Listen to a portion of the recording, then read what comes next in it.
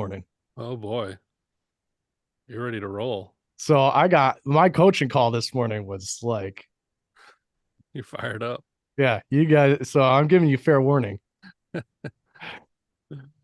excited. Feeling a little, feeling a little punchy today. All right, here we go. Here we go.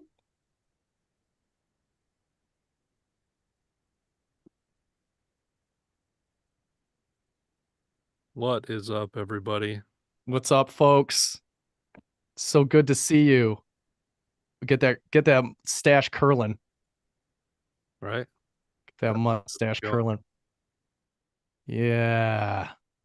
There we It's time to go. rock. It is time to rock.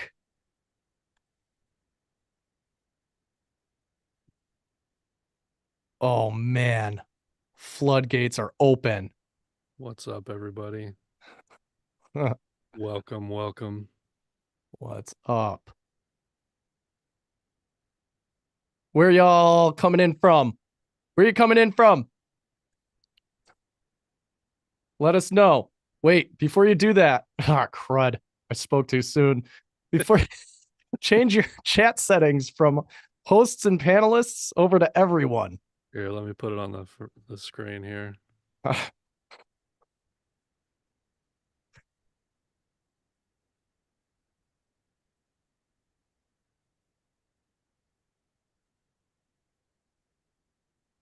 Just did that. Awesome. Okay. Now where are you from? Amsterdam. Charlotte. Uh New York City. New York City. Okay, you're not too far away from me. I'm in Rochester. Rochester, New York. Uh, who else is from Rochester? Philip Seymour Hoffman. Uh, Really? um, uh, Rest in peace. Robert Forrester. Metallica album was recorded here. No, really? Which one? Yep, early one. Was it Ride? Hold on, I don't remember which one. I'm checking.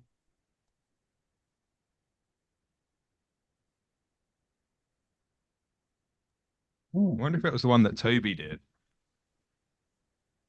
You'll be able to ask him in June. Yeah, let's see. Yeah, Music America Studios. What was the album?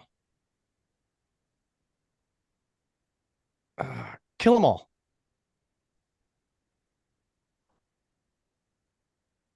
Oh, no. The 83.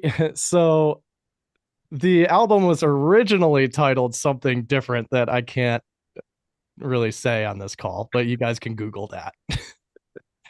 Just type in Metallica recorded in Rochester and you'll see it. It's a rather yeah, it's a rather funny title. We have a cool little, Rob was referencing a cool little thing we have going on for our students. We rented a awesome studio in Nashville in June, and we have Toby Wright, who did Metallica, did Korn, did who else?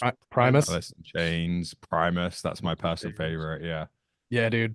He's going to come in and work with some of our students. Pretty going to be He pretty. did which Metallica album was it? It was one of the bigger ones. Can't remember. I got that one, Uncle Brother. I'm much older than I look. Watch out, Uncle Brother's here.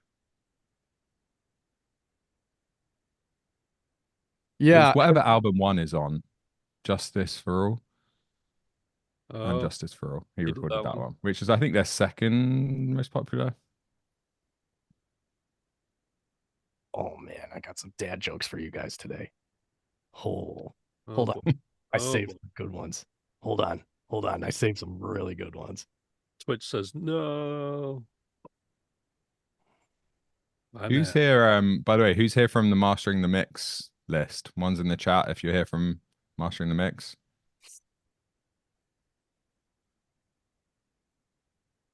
Okay, decent Nice. amount. Welcome. Boo, boo, boo, boo, boo, boo, boo, boo. We love Two in the chat if it's your first event, wherever you're from.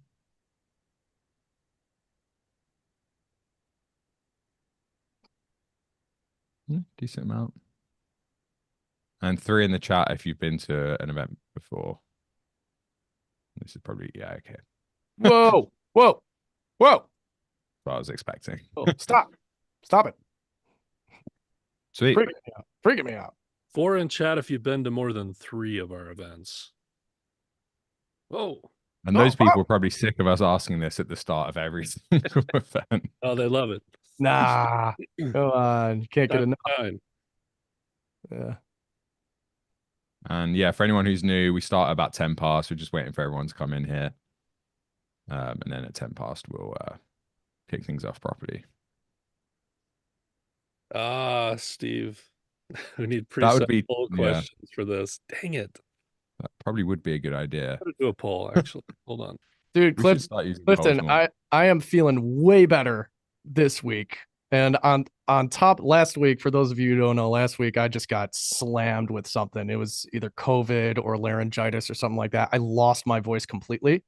It was rough, but I'm feeling great today. That's number one. Number two, my wife made me coffee with caffeine in it today.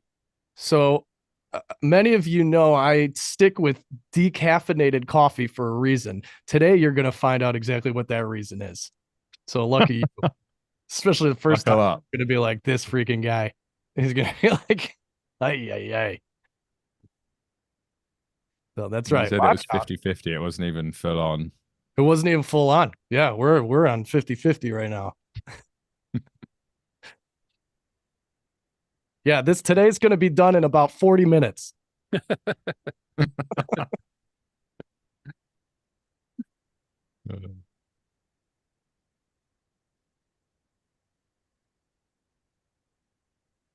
All right.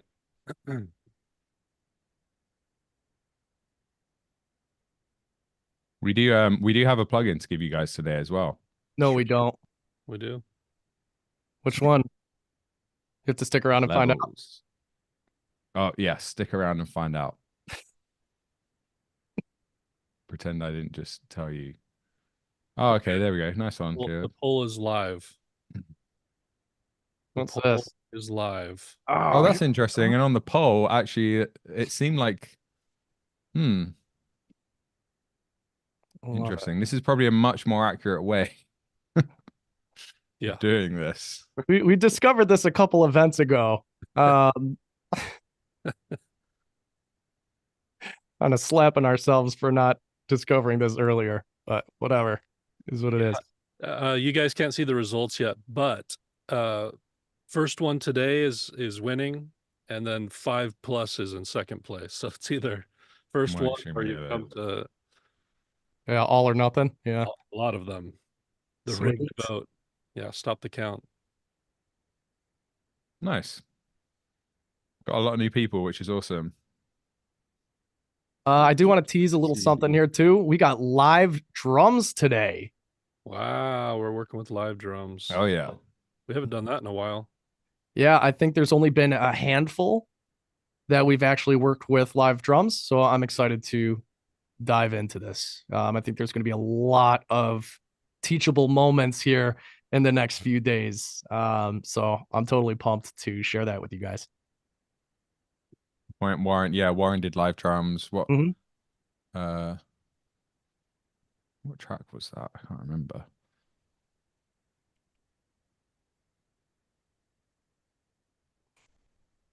And this is a track provided by a reverse engineer student, Randy Beasterfield. Oh, we're doing a Randy track. Cool. Nice. Who played drums on the track and recorded the entire session. Randy's great. He's crushing it. Randy, these aren't the ones you did, the drums you did with Jordan, are they? Does he have? No. He says no. That's good. Randy and I know someone, the same person and I was hanging out with Jordan this weekend, and he was telling me about your studio session. Something like 21 mics on the kit. Is that right, Randy? Come on, Randy. 21 mics on a 19 mics on a 5-piece. 3 snare, 3 kick. Yeah, I think it was 19. Jordan said it was like 20 something, but We'd have to chat. If I was your mix engineer, we'd have to chat. that's pretty cool. Let's see. End the poll. Some of you didn't vote, but I'll share the results. Pretty interesting. Lots of first timers. Wow, great. That's awesome. Welcome all the new people. Yeah. 10 past. Should we jump in? Let's do it. You. We're doing things a little differently today, too. If you've been to a few of these, we're going to try something a little bit newer. Ooh. And you should be good. Should be fun. Welcome everybody officially to Fix the Mix, the April edition 2024. For those of you who are new, a huge welcome. We love doing these. You'll get to know us a little bit. We'll get to know you a little bit in the chat.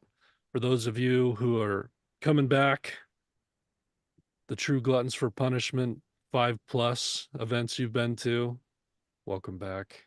And to all the rest of you, welcome. This is a lot of fun. We look forward to these. It's going to be a fun 3 days. And we should dive in first by talking about the sponsor for this event, Mastering the Mix. They make some great plugins. We'll use some of those over the next 3 days. They're a cool partner of ours, and they are always very supportive. Many of you are from their list and got an email to come to this from them, which is awesome. And welcome to all of you. And just really cool of Mastering the Mix to help us do these so we can make these free for everybody. And Tom is going to hop on on Thursday, I think, as well, by the way. Oh, is he? Tom is?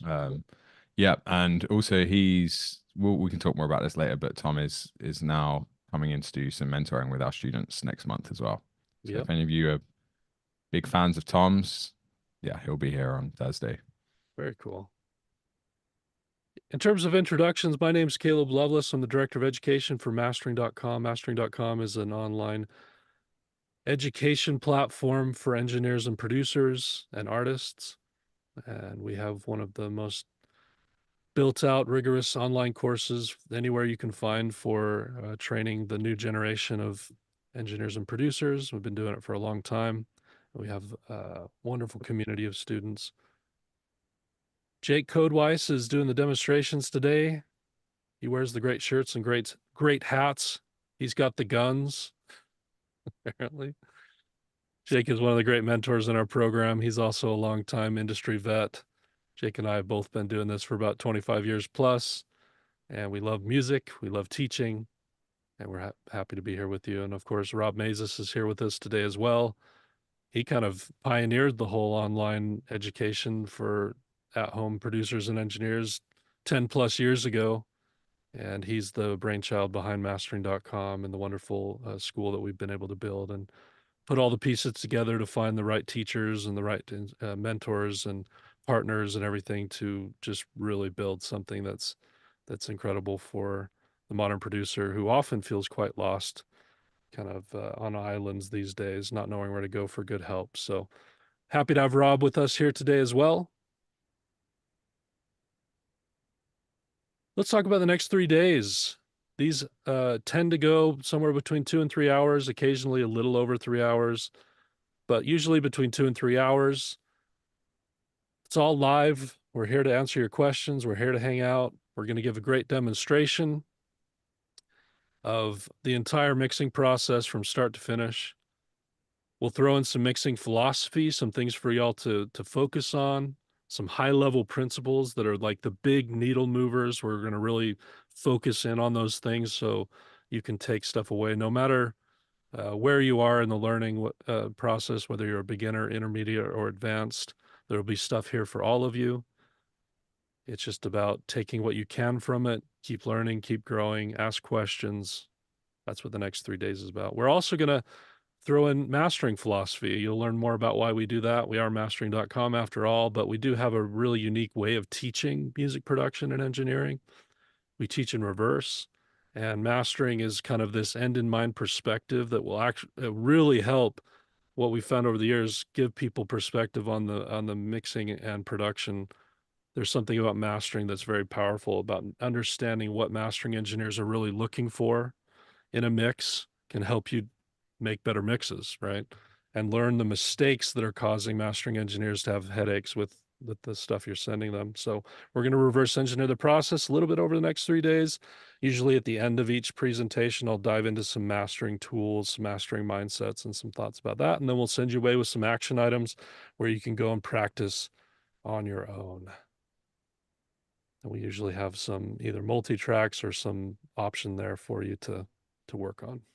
Randy was able to give permission to have these tracks for practice, guys. Right. So you're going to get these tracks to be able to practice mixing on.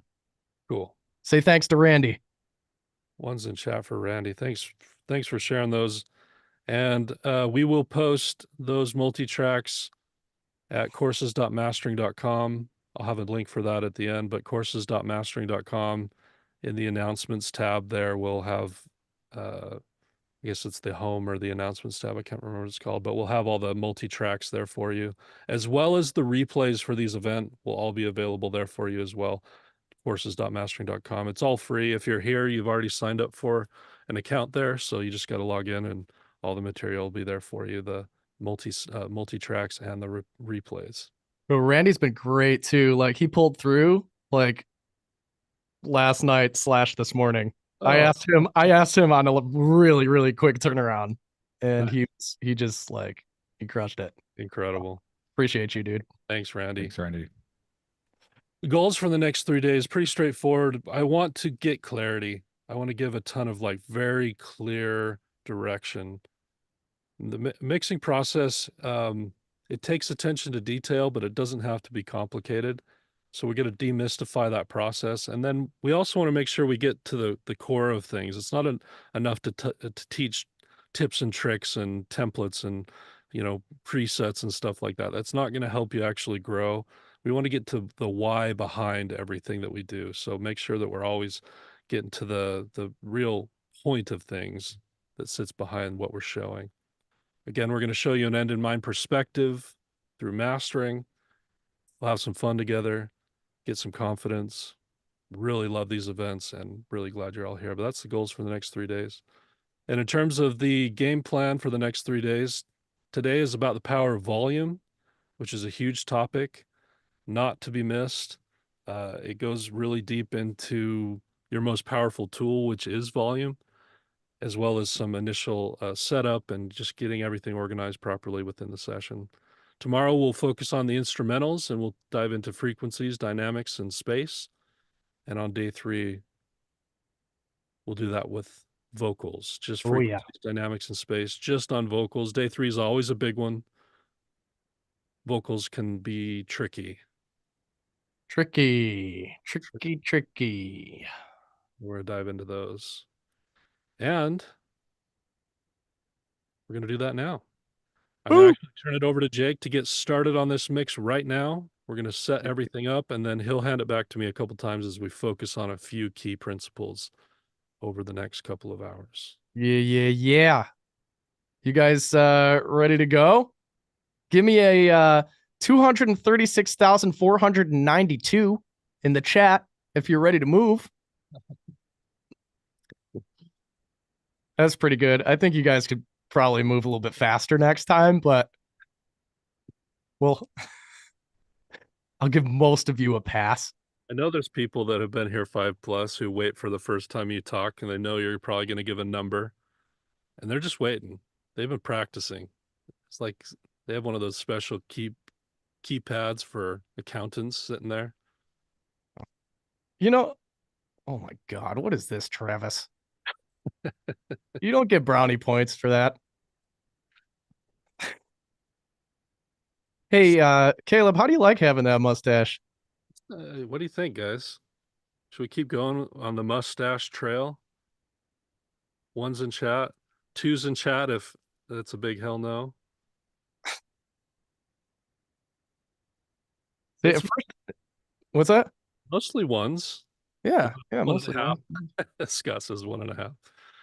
All right, undecided. Fair enough. Trim it a bit. Fair enough.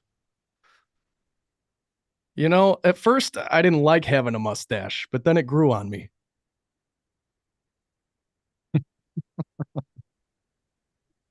Uh, he didn't really care about your mustache, Caleb. It was just a setup.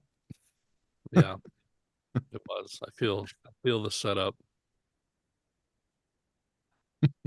I'm appreciative to all of you giving the thumbs down to that joke in chat. A lot. You're on my side. Do me a favor, give me screen permissions, and we'll get this thing fired up. My apologies.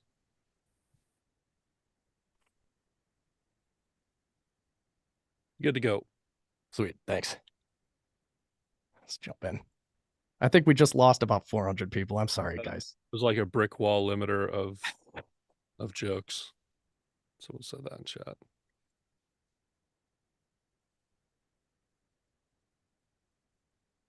More to come. Here for 3 days, guys. All right, stick around. What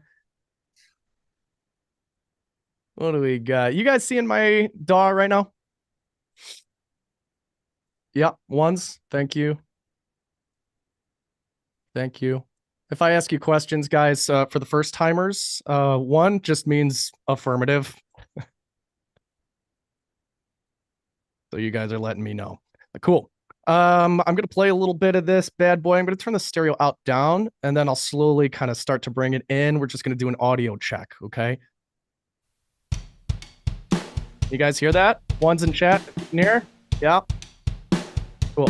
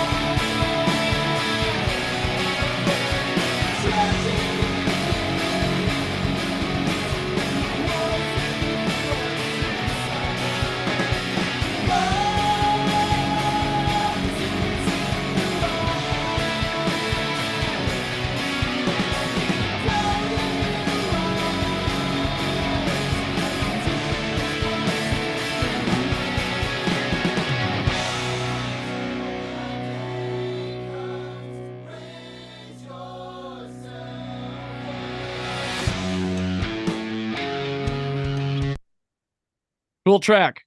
Cool track. Now, just for a little bit of context, this is unmixed.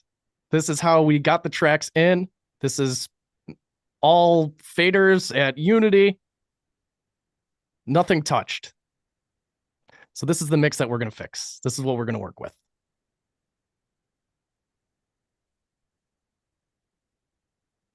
Makes sense? You guys with me so far?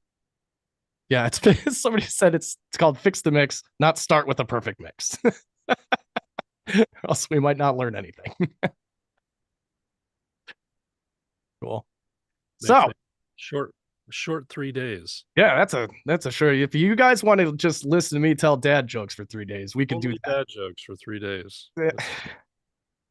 Twos in chat. Yeah. Twos in chat. Nice. Love it. Well done. Whoever started that twos in chat. Good job. So I'm going to give you guys the lay of the land here, just show you how I've organized this session. And then we're going to go into a little bit of gain staging. I'm going to show you a little trick for gain staging that I like to use here. So I've got all of these tracks kind of grouped. I think there are about 40, 50-ish tracks here. Somebody asked if I like to sync to tempo. Yes, 120 is the actual tempo.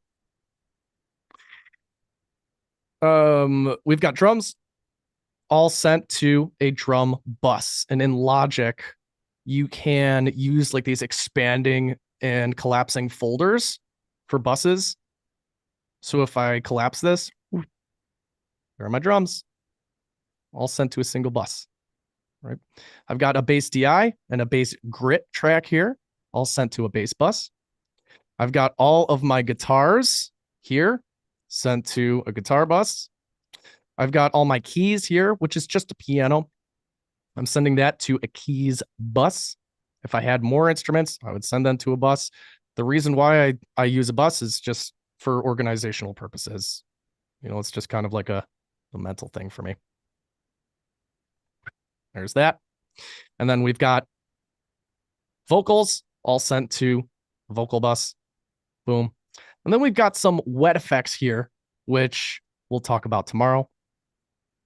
All of my wet effects sent to a single bus. For now, we're going to hide those. Not even going to talk about those. Going to have to wait. This is it. This is what we got. This is the session. About 40 to 50 tracks condensed down to 5 stems or groups or buses.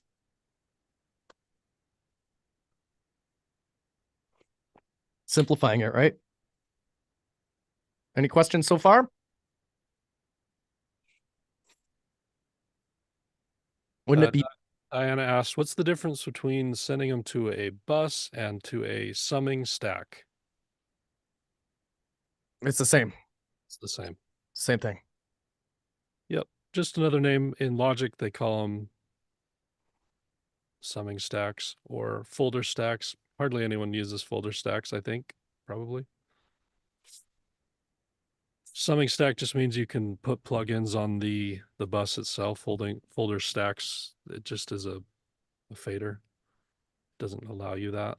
But yeah, you're just busing to a stack, as they call it. A track stack, as they call them in Logic. It depends on the DAW, different terminologies, different kind of words for all the same stuff. Monty, there might be he might add some sort of analog summing to each one of those, but there's nothing on there right now. It's just a simple sum to the bus, and all DAWs should do this.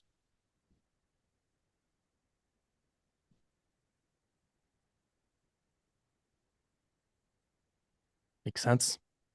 We like it. It's good to get organized. I hope you're all organizing your sessions. It's the same principle of getting everything ready before you cook a meal, for example. Have everything chopped up, have everything in little bowls, be ready for when the cooking comes. You can just focus on the art of cooking as opposed to forgetting you forgot to chop something and then something's burning on the stove. The same principle. Just get everything super laid out, super organized, easy to find, well labeled. Did you go through and label everything too, Jake? No. But lucky for us, Randy did a great job labeling.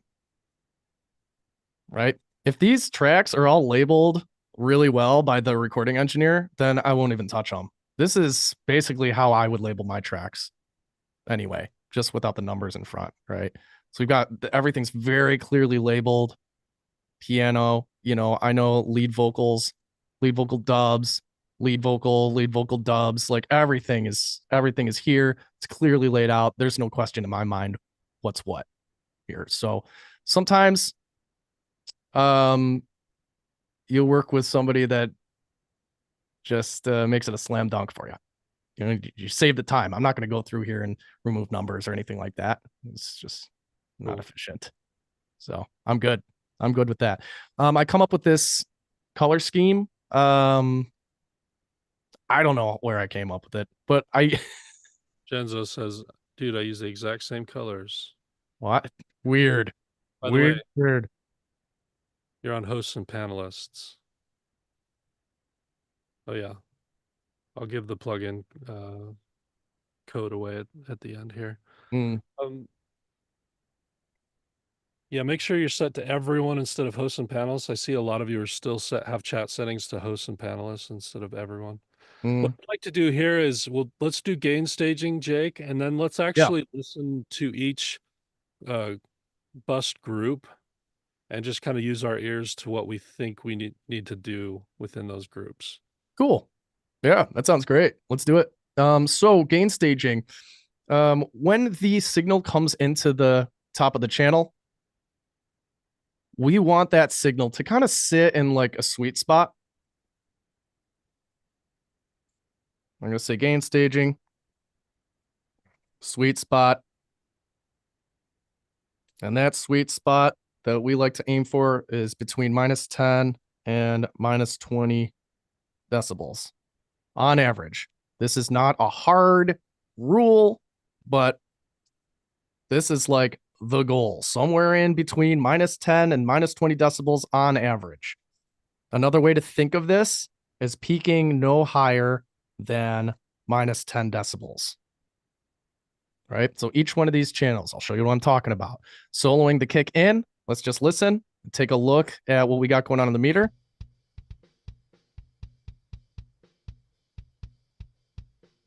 Peaking at -9, I might just go ahead and take that down, adjusting the region gain a decibel so that we're peaking at no higher than -10, right? Next one, the trigger kick. Obviously peaking at -7, right? So 3, changing the region gain so that it's sitting in that sweet spot, peaking no higher than -10.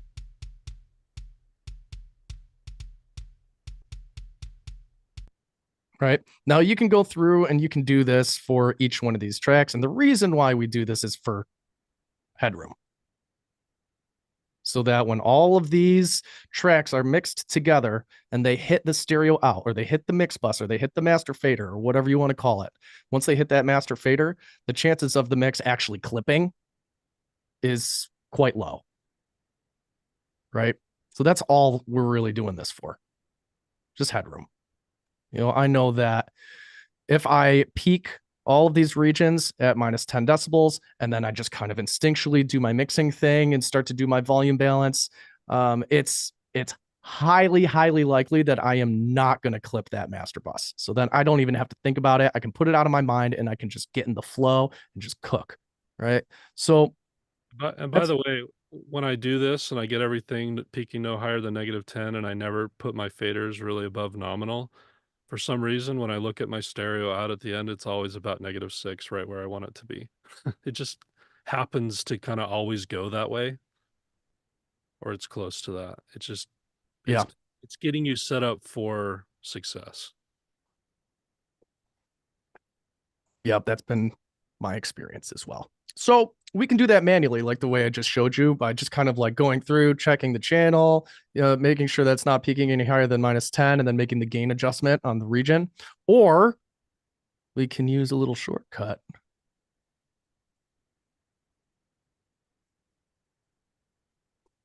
called normalizing.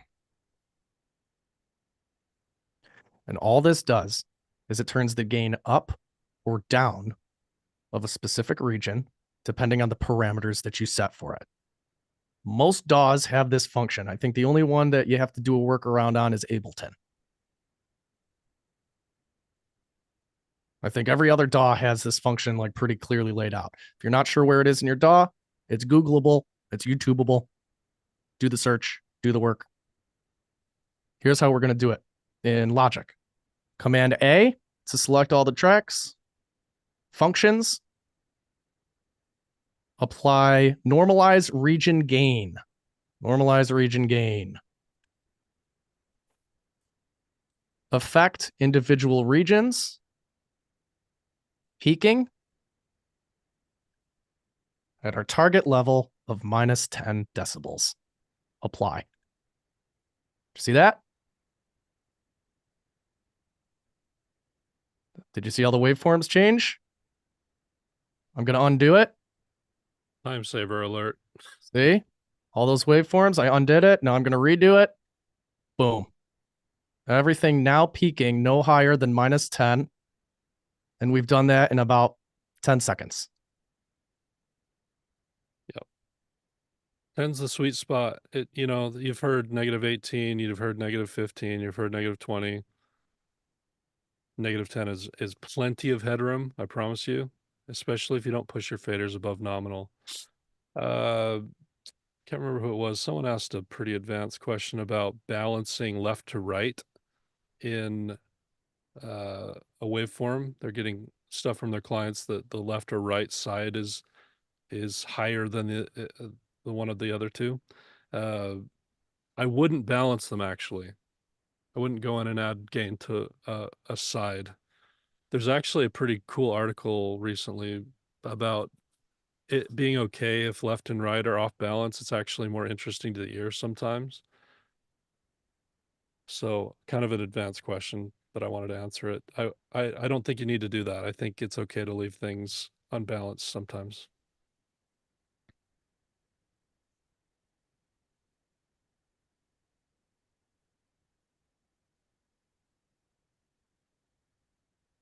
You can take a screenshot of this, or you can watch the replay to see how that's done. Okay. And pretty much every DAW does this, by the way. There's a normalized feature in Pro Tools. Just Google it. We don't have time to break down every DAW right now, but you can do it in any DAW. Yeah, you can Google it, guys. Like we need you to take away like the big picture kind of concepts here. There's only so much so deep we can go on some of this stuff, right? Sure, so technical stuff, we're going to tell you to Google. We're going to tell you to kind of YouTube that stuff. Right? I don't think regions versus tracks matters. I think you could do either one, right, Jake? Regions versus tracks. Just an option in Logic. I think you can do either one, right? I don't know. I've always just done region, but I don't know. I don't know. Play with it. If it does something different, you'll know, but I don't think it does. No idea. If the regions are broke up, then it certainly would need to be region, but since they're all one region, it's probably the same. Anyway.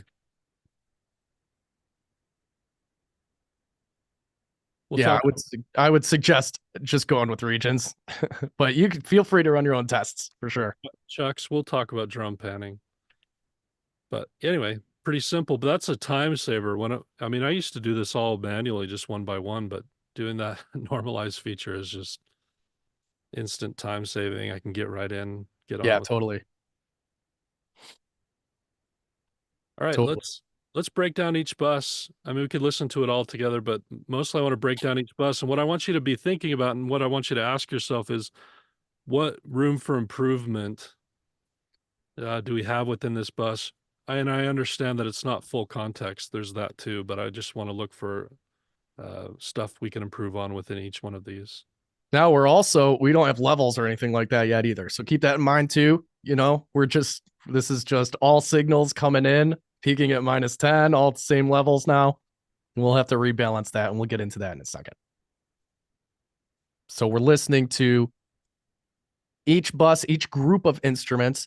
Think about the things that you might do, or the things that you're hearing and observing, and the things that you might fix. There we go.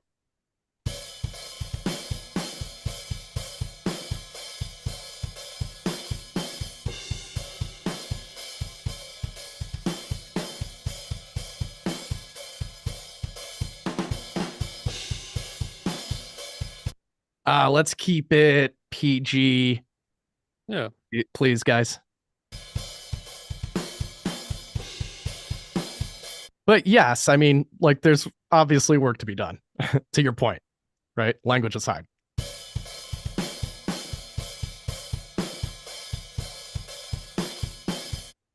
So what are you hearing?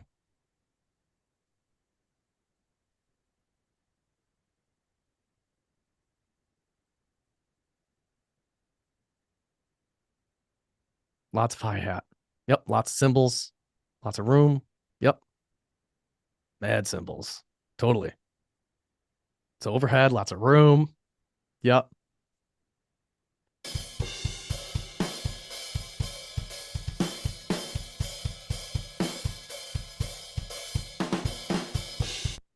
Anybody say like width? Yeah. It's mono ish. Anybody? I don't think I've seen any of that yet. A couple people said so. Yep. Yep. Which Totally. is because a lot of times we do these and the producers have already panned everything. So we actually get to pan today. Real drums. I love working with real drums. Absolutely love it. Yeah. Oh, volume low. Is that volume low? Want to turn this up a little bit? Maybe compared to your mic. I'm not sure. Okay. Okay.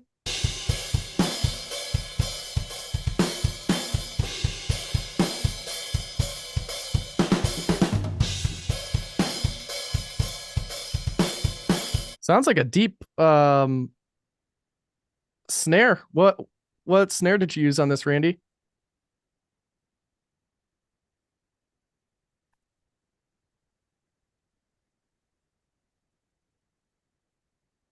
Star Classic. Yeah. Yeah, dude. Yep. That's what it sounds like.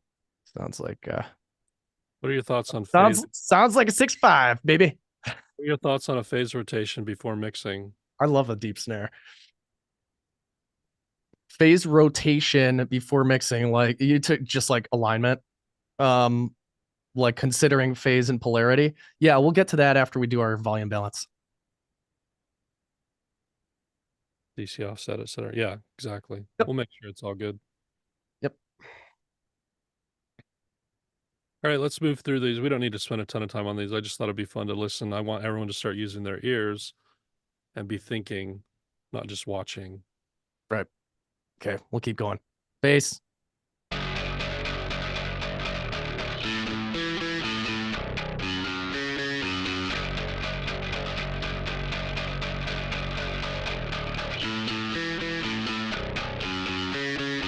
Yeah, give me more fuzzy bass. Guitars. I'm going to turn this down a little bit. There's a lot of signal going in there.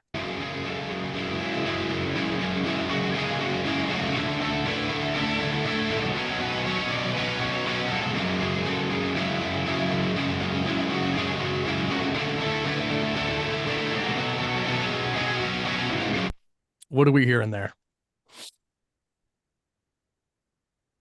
Mud, pulsing. Mono. Yeah, did anybody say width? It's like the last thing. Yeah, there's a lot of fun work to be done on those guitars for sure. I'm excited. Piano. Just a couple little hooks here and there. Boop. That's like my doorbell. And vocals. Rise above the tide, above the tragic endings, and the walls that keep us inside. Beautiful vocals. Great vocal recording. Tell me about the signal path on those vocals.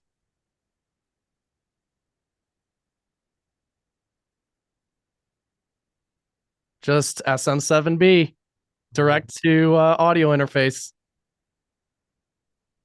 Mm-hmm. Yeah, they're all fighting right now, a little phasey, a little funny, but those are gonna sound great for sure. So guys, like those are smooth vocals. Like they're smooth sounding vocals. Rise above the tide. They're smooth. That's proper recording technique though. That's just proper recording technique. You got a nice SM7B, you got a nice mic, probably recorded in what, like a decent space. You're keeping in mind isolation and room reflections and things like that. Probably ran some tests also to get the mic positioning in the right place, but very smooth. You know, I've heard much more expensive mics sound much worse, like terrible.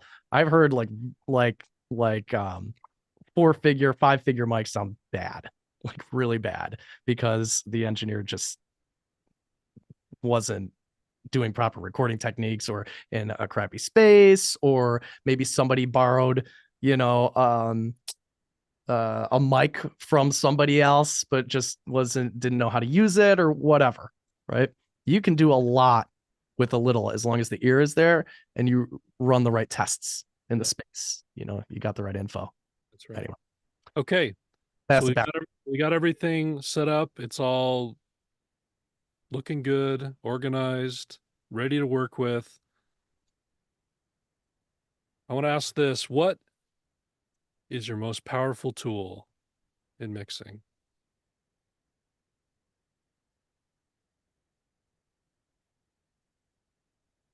I need to see the chat.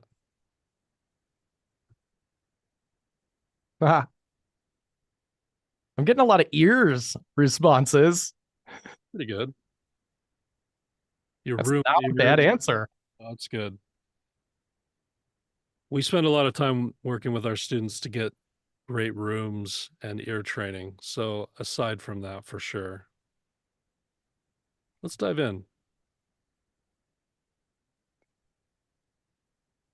I want to talk to you today about the power of gain and volume, because I think it's underutilized for a lot of people. I think it's really easy to get a mix and get in there and start observing problems like we just did. And even a lot of you were like, time to bust out the EQ, time to bust out the compressor.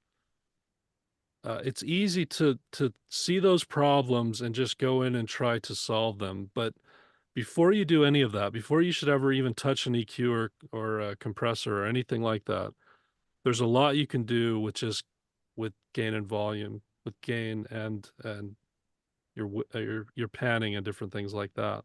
It is your most powerful tool, but it's not often understood why it's your most powerful tool. So I want to kind of break that down. When I'm mixing, I'm always thinking in 3 dimensions of space. I'm thinking of this sound stage that I'm creating for the listener.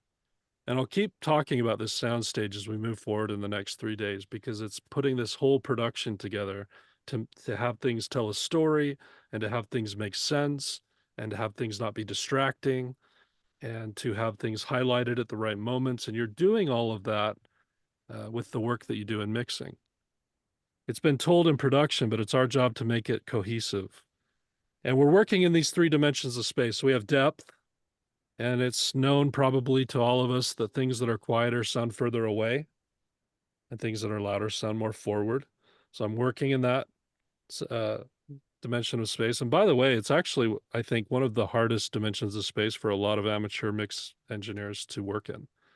I get a lot of mixes where people listen to things so much that they start to fall in love with each and every part, and they're thinking too like isolated about each of the parts. And so what happens is they keep pushing them forward, forward, forward, forward. All of them over time get pushed forward to the point where everything's up front and there's no depth in the mix.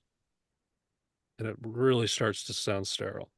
So depth is easy to understand. It's just quiet and loud, but it is something that's often forgotten about in mix when our ears start to play tricks on us. And then we have width, and then we have height. A lot of people may not understand what height is. What creates height in a mix?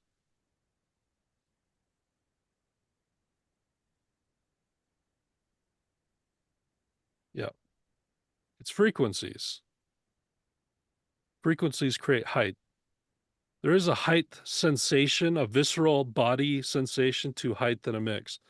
We experience different frequencies in different parts of our bodies. It's actually it's like biological almost. We talk about them even. We don't talk about it in that sense because no one's thinking like a mix engineer, but we talk about them in terms of how they make us feel. Mids, for example, we talk about as like a warm blanket sometimes. Could also be mud, but also that warmth comes from there. We talk about highs as being something that's up in the air above us. We talk about it as it's always up, it's head voice, it's up, it's air. And we talk about bass as being guttural. And we experience it in our connection to our feet to the ground, or in our gut. in our legs. That's where we experience bass. And so you're actually creating a dimension of space with how you use frequencies in a mix from low to high. If you want things to sound very narrow and small, you limit that, and there's like a mid-5 vibe you can create. But if you want that immersive, tall sound, then you're working within a broad spectrum of frequencies. So, what does this have to do with volume? We have to understand that volume and gain is our most powerful tool for affecting all of these dimensions of space. It's not EQs, it's not compression, it's not spatial tools, it's actually volume. It does 80% of all of the space in those 3 dimensions of space is decided first by volume.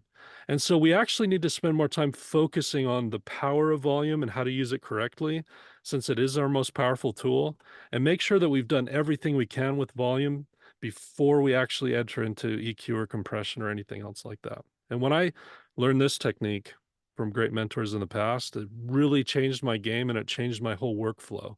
I work a lot faster now and I'm much more effective. So it's even your most powerful tool for frequencies. That one can be hard to decide because I think people think about frequencies being affected most by EQ, but you have to realize that everything that's in that track we just listened to has an innate quality to it. Shakers don't have low end, or hopefully they don't. And bass could usually have low end. In this case, I actually had some high end too. Kick is going to be more of a low thing. Guitars were all kind of in the middle. There was some mud there going on. But we're deciding now, is this track supposed to be something that sounds tall and big, or is it like a lo-fi mid-track or something like that? In this case, I think we want it to sound really immersive and huge. And so we're going to be thinking about that as we go forward, and where we place stuff in terms of the volume within the mix is actually the first line of defense that I'm using to decide what frequencies exist in my mix. So I almost think about it this way. If I turned it on its side and I had everything from 20 hertz to 20 kilohertz, and then I think of my faders with each one of these elements within the mix as actually causing that frequency to be forward or backwards. Do I need more highs? Instead of getting that with EQ first, which can be our tendency, let's see what we can get with volume and where I place everything. It is our most powerful tool. For creating width, certainly it's our most powerful tool. There's a reason why the pan knob is on the volume fader. It is just volume. We're changing volume from one side to the other. We're changing the power and energy from one side to the other. And this, thankfully, this track has a lot of panning work too. We haven't had a track that had a lot of panning work for, seems like months. Man, So, it's awesome. I'm really excited to show you guys like panning on drums and all this stuff that we don't usually do right. in these fix the mixes. Pretty cool. I'm excited. And Pumped. it's a really powerful tool too, because I think the novice engineer might think there's mud happening, right? We heard those guitars, there's mud happening. We heard those vocals, there's mud happening. I might need EQ, I need to clean up frequencies. Well, things change when you move them into that width dimension. Once they get out of the way of each other, sometimes you don't need as much as you think and things are just fine. If you have some stuff in the middle now that's has warmth and some stuff in the side that has warmth that just sounds warm all around, as opposed to fixing a problem that didn't need to, be fixed at all. They're not going to compete when I find the proper place for them in the width dimension. So we work with width when we use panning, which is just volume. And then we'll even talk about some how volume is actually more powerful than your compressors that you're using. We'll do that on day 3 with vocals. But even the use of compressors can be overdone if you're not using volume correctly. Again, we'll talk about that. And certainly it has to do with creating depth. So we need to make sure we have stuff that is supportive, the supporting cast of the play that we're watching, this audio play that we're watching. There's stuff that needs to be in the background and it doesn't need to be brought forward. It's supportive. It doesn't need to be as heard. And we have stuff that is supposed to be the spotlight. And that spotlight can change throughout the track. We don't need everything to be forward. We don't want everything to be back. The things that are forward are where the listener's ears will focus. And we need to think at every part of the song, where do I want the listener's ears to focus? What do I want them to hear? What experience do I want them to have? What story am I trying to tell? Realize that the stuff you bring forward is part of that, and the supporting cast behind it, the things that are quieter, are part of that too. And again, that's all done with gain and volume. And so what we like to do right now is we'll talk about the dynamic stuff, sorry, on the vocal day, but it is your most powerful tool for finessing dynamics. But our goal for today, which is a lot of fun, is we see how far we can push this mix from what you just heard, which had quite a lot of problems as it sits now. How far, how close to a solid mix can we do that with just volume? Just volume and panning. How far can we take it? How good can we make it sound? I love to play this game with myself when I'm mixing for people. Because it's like a challenge, right? How far can I push it? But then I'm making sure my mindset's right because I'm using the most powerful tool to its greatest extent. So let's see how far Jake can push this with just volume. Back to the mix. Oh, I like the lead in. You guys ready to go? Guys, give me a 1,433,679. Peter says 50% of the mix, and it might even be more. It might be 80% of the mix. People are revolting against your numbers. All right, those of you who nailed it get to stay. Everyone else? Everyone else, I got something for you. A dragon would never explode, but a dino might.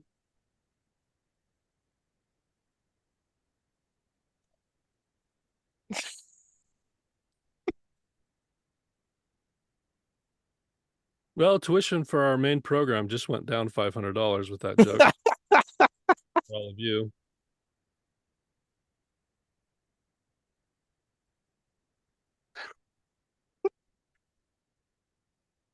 You're very welcome. Tony Excuse says, me. street cred down. Tuition just went down. You have to stick around the next 3 days to see where it goes from here. I want my money back.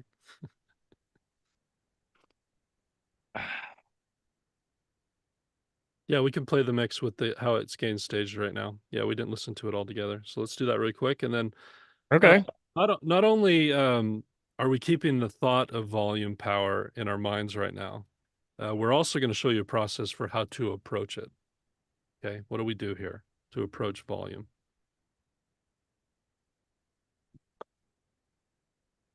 Well, we'll just for funsies play a little bit of this chorus. There we go.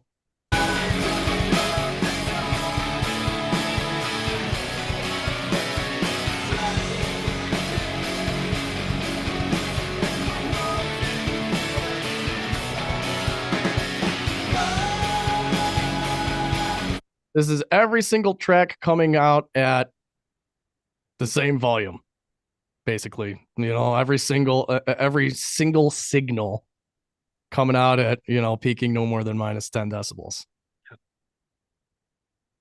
Yeah, It hasn't been balanced. Needs some balance. What do we just talk about? plenty of work to do. Yeah, we got plenty of work to do. So what's the process for this? What's my process for this? And what would I advise really anybody kind of moving into the mixing world and learning and especially just starting out to do is to select all the tracks, bring them down to negative infinity, and then start bringing stuff in one thing at a time. What I like to do is kind of like choose a few different elements to kind of balance first and then bring in the rest of the tracks. And I like to call them like anchor elements. So it's like, what's that one thing that you want to just bring up to zero and then mix everything else around it? Right? That's kind of what I'm thinking. And that anchor element is typically for me something that takes the priority in the mix. So what's usually kind of like, what are the main things that really resonate with people, just human beings, just humans. For me, it's like, it's rhythm and it's vocals. Rhythm and groove moves us. Why? Because we have a heartbeat. We have a natural rhythm and groove as a part of our design. So we resonate with that. Vocals, why? Because it's our primary form of communication as human beings, the human voice. So we communicate and connect with each other. So there are deep connections there on a human, like instinctual, like very primal level, reasons to kind of like start in these areas for me. So more specifically, to me, the things that keep the rhythm, drums, specifically kick and snare, and vocals. Jake's getting all sensitive today. Did you guys see that? What's going on? What you talking about? Got all sensitive. I'm tapped in, man. Human today. It's the synapses, the caffeine. It's like a beautiful mind in here today. I'm connecting with parts of myself that I love it. otherwise just would be held back. Love it. Caffeine effect. The solar flare. Good. All right, let's do it. Yeah, I love that. That is a beautiful way to put that. That's really powerful stuff. That was a nugget. Fun little nugs. So, what am I going to do here? What's that mean? Enough of the woo woo, Jake. What's that mean? Let's start with the kick. I'm just going to put that kick in. Probably bring your stereo back up.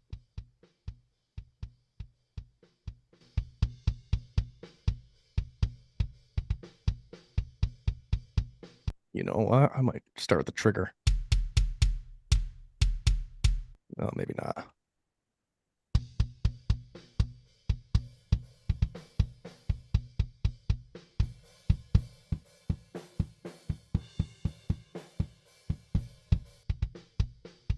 So kick in, typically the attack of the kick. Kick out, typically like the body.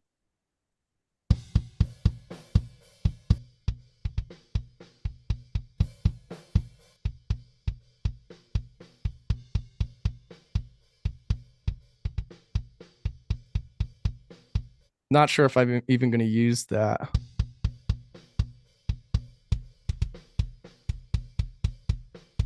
There's that click.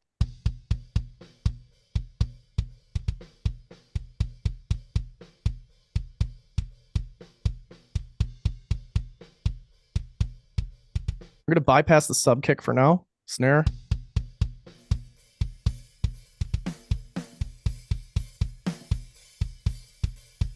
And you know what? I'm actually going to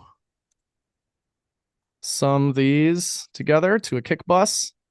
Hey, Jake, why don't you turn your mic down a little bit and then everyone can turn their volume up because we don't want to turn it up more than nominal. So everyone turn your Okay, or whatever. here we go. Turning mic down. My mic is down now. That better, y'all? Mic's down. The coffee. Cool. It's the coffee. Let's hear it comparatively.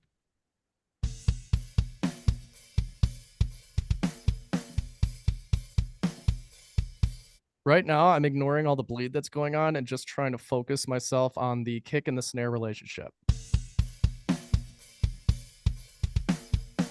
Snare top is going to be like more that punch.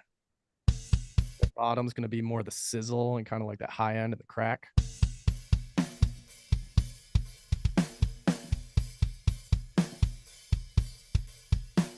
It's a 6/5 snare.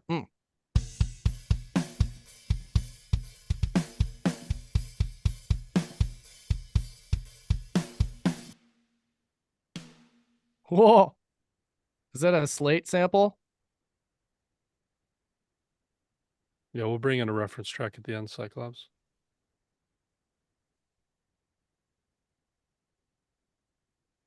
Randy? Randy went to sleep.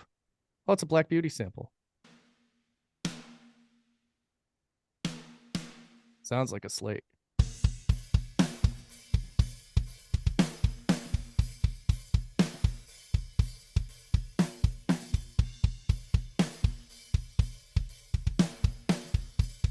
Might need some alignment there. Starting to sound a little flammy. So I'm going to group those together. Now we have kick. And we have a snare. Whoop. And I'm actually, just because I like to see them represented as mono, I'm just going to change those channels to mono.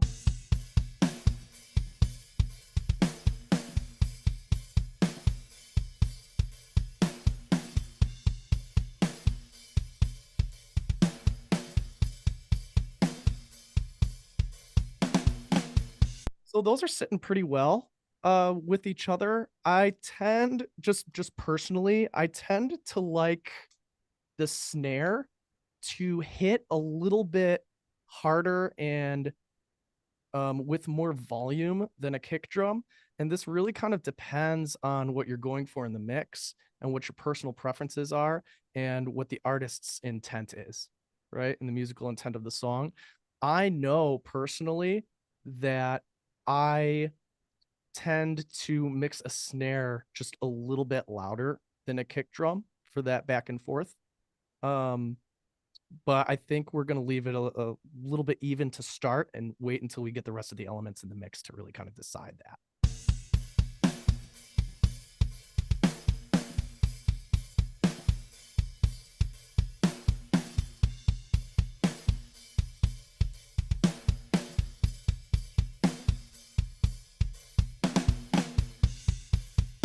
Yeah, I like that. And then I'm going to bring in a vocal. I'm not even going to touch the other elements of the kit yet.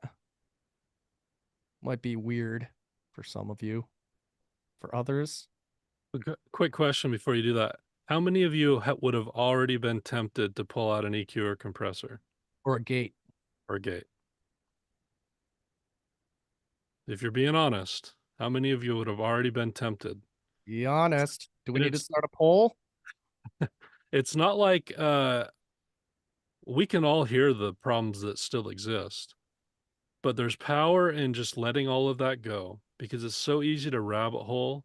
We call it rabbit holing, where you get too nuanced on a thing when right now we need to be thinking pretty generally and hold ourselves accountable to how far can I push this with just volume. It's also okay to make notes for the things you're hearing as you go. That's actually a really great thing to do because then tomorrow when we go and pull out the EQs and compressors, we're not just guessing. We're not just thinking we need it everywhere. We know exactly where to put stuff. We can just go through and solve the problems that we heard. There's a mindset here. I promise you, if you adopt that, you will take things a lot farther. It's really powerful. Yep, and I put a nice little quote here. The power of laser focus. Just because you can doesn't mean you should.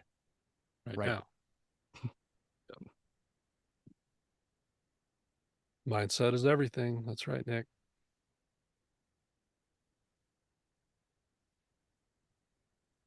All right, let's continue to cook. Bringing in this chorus vocal. Rise above the tide, above the tragic endings, and the walls that keep us inside. Rise into the light. Rise above the tide, above the tragic endings, and the walls that keep us inside. Rise into the light. Yummy. I like it. Rise Let's get the rest of the drums in there. What do you think?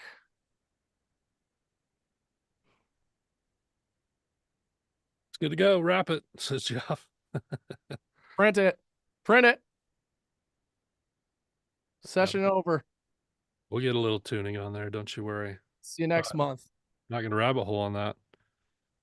You could also think of it as your ears only have so much time to listen to this, and your gut instinct is really important right now. Why wear that out, focusing on tiny details when we really should be thinking in perspective of the entire track and what we can do with volume?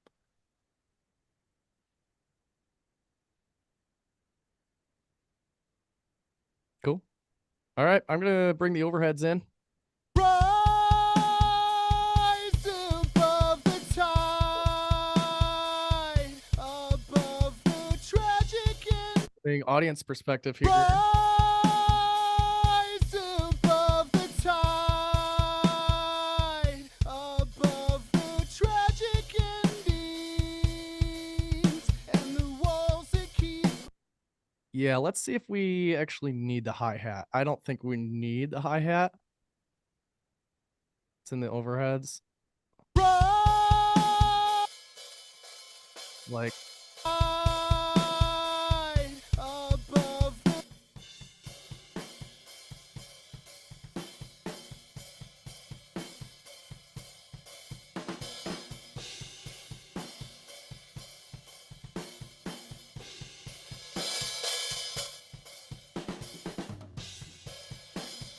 I'm just using my ear to find where the panning of the hi-hat naturally sits in the overheads. And then I'm going to the close mic of the hi-hat and panning it to match. That's all I'm doing here. All I'm doing. That's it.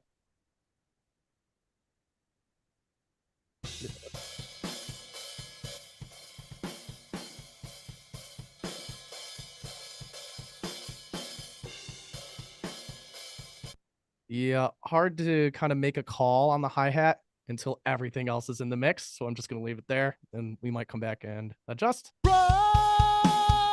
rise above the tide,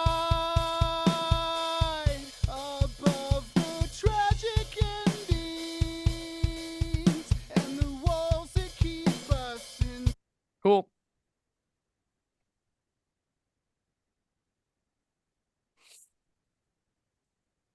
Let's get our tom placements.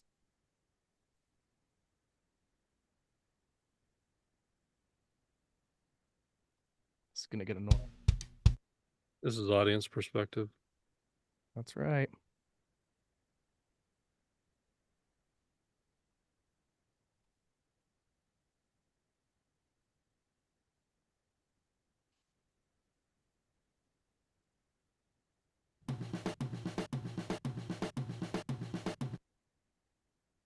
Right about there.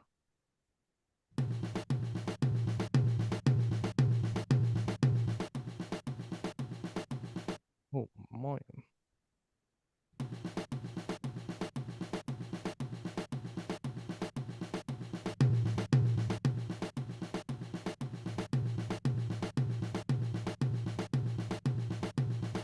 Far.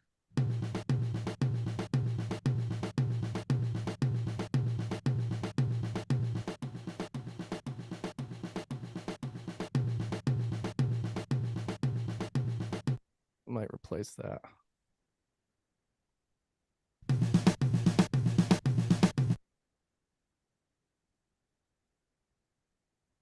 Let's grab this tom too.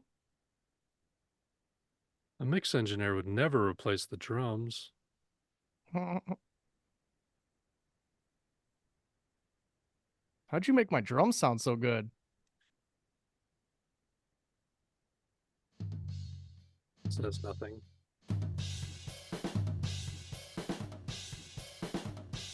Magic. Just magic.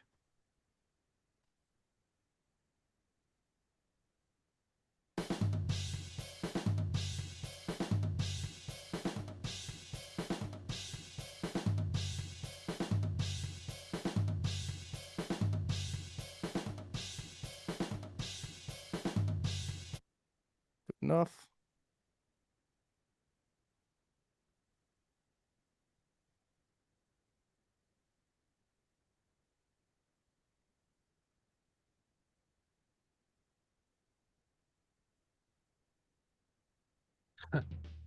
You have the left-handed drummer.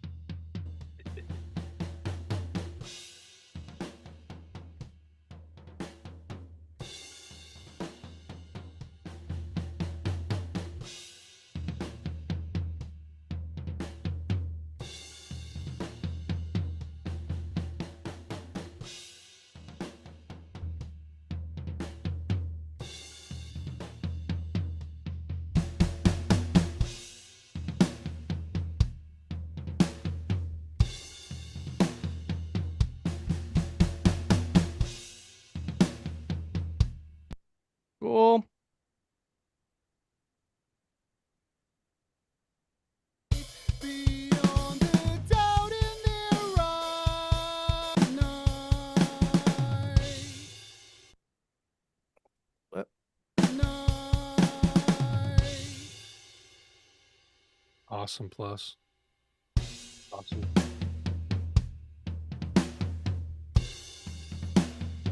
Won't really know where to put these or what to do with them until we get everything else in. I am going to create a Tom's bus for all of those. We'll keep that in stereo because there's panning information involved. Suddenly the drums are starting to sound good. Oh, gosh. Rise above the tide. We've got a mono room. A mono room. Interesting. Did you smash this? You sure did. No, you did not smash it. This is in room. Where in the room was this located?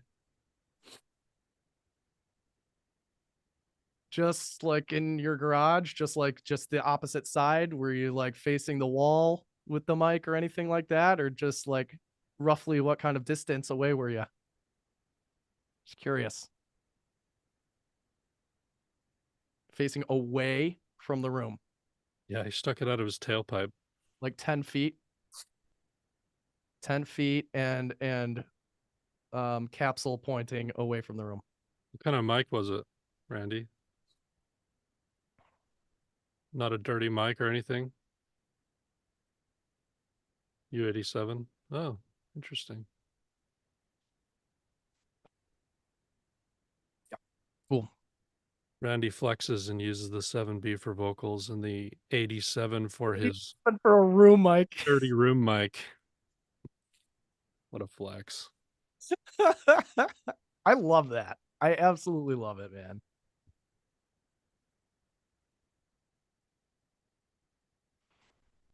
Did you know I'm writing a book about reverse psychology?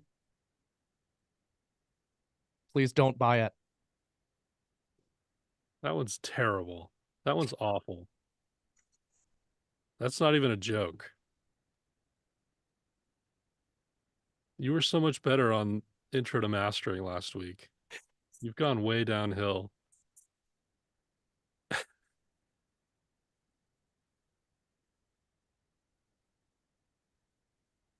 Unsubscribe.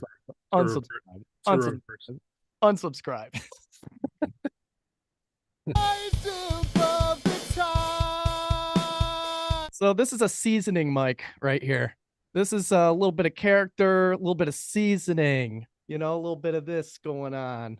So we're just going to kind of play with that. That's probably one of the last things that we're going to put in there. Above the tragic endings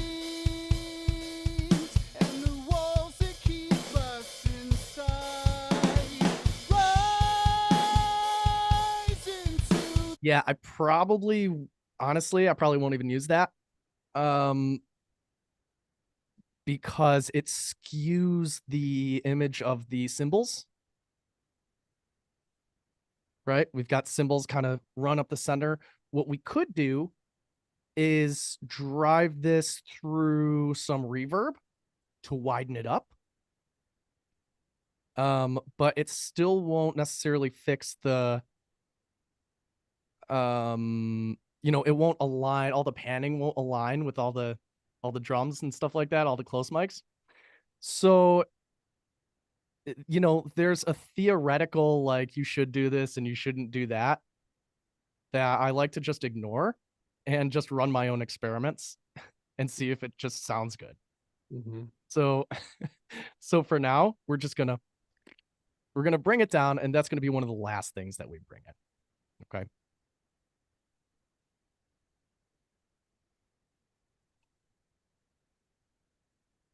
See this reverse symbol, we'll just bring that in here too. Why not?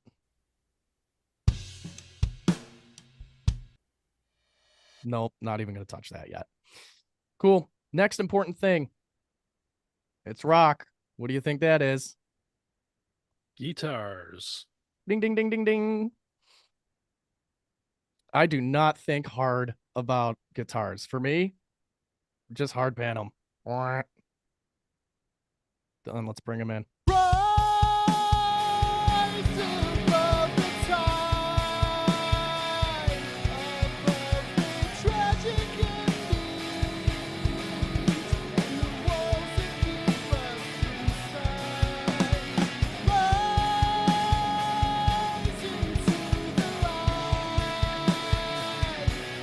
Okay.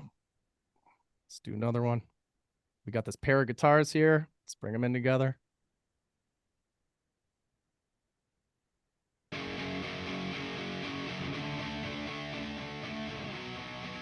These are our big, thick chorus guitars. Here we go. Just power chords all day, right?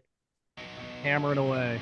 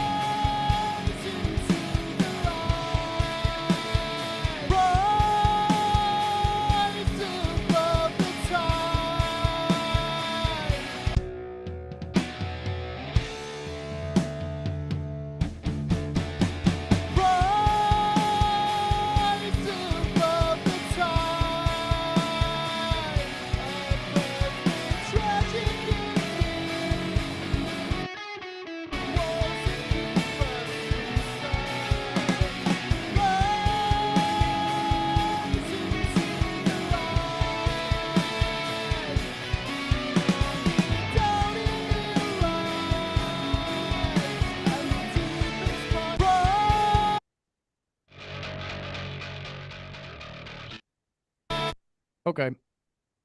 From here, I'm going to create a bus for my symbols and just call it symbols. And then I've got a room. Don't know what I'm going to do with that yet. Everything routed appropriately. Yep. From here, I'm going to go from the top of the song. And the reason I like to go kind of like chronologically through the mix is this is how we're going to hear it. So how we're going to hear the song. We're going to hear it from top to bottom. We're not going to hear it starting at the chorus. We're going to hear it from the intro all the way to the end. So I like to pay attention to transitions between those sections and how things are hitting when sections change, right? From when we go from the verse to like the smashing climactic chorus and things like that. So that's just how I tend to mix. But getting the key elements in there and then doing chronological, essentially to bring like all the little things, the littler things in. Yeah. And just hearing how the song's evolving through. It's a good way to go. I think so. I think so. We'll get this, we'll get all this kind of cooked up. Let's see what's going on here. Let's get this verse in here also.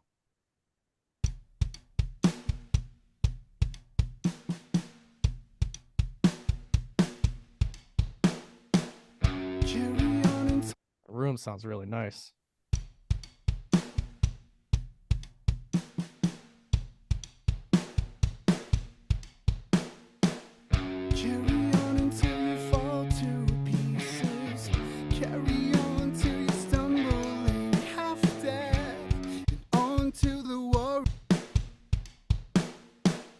Carry on until you fall to pieces. Carry on till you're stumbling, half dead. On to the war is ended. You can do it. I need to turn this up.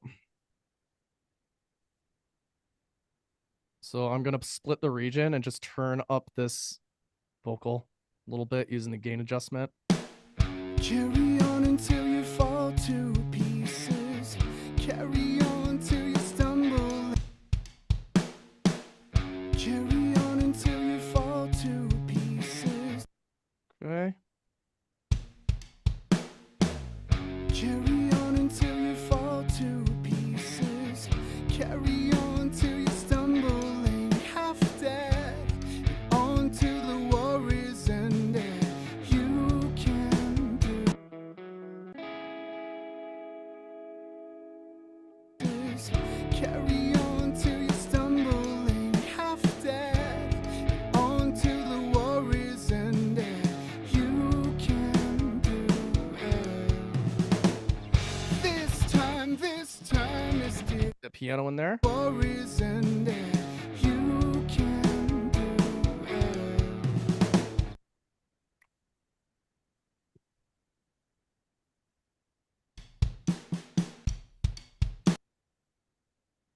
And we're just going to do some markers.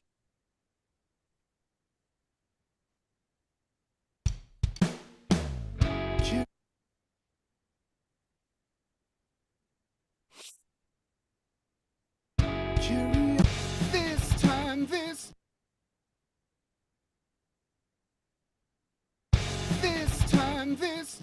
is carry on until you fall to pieces.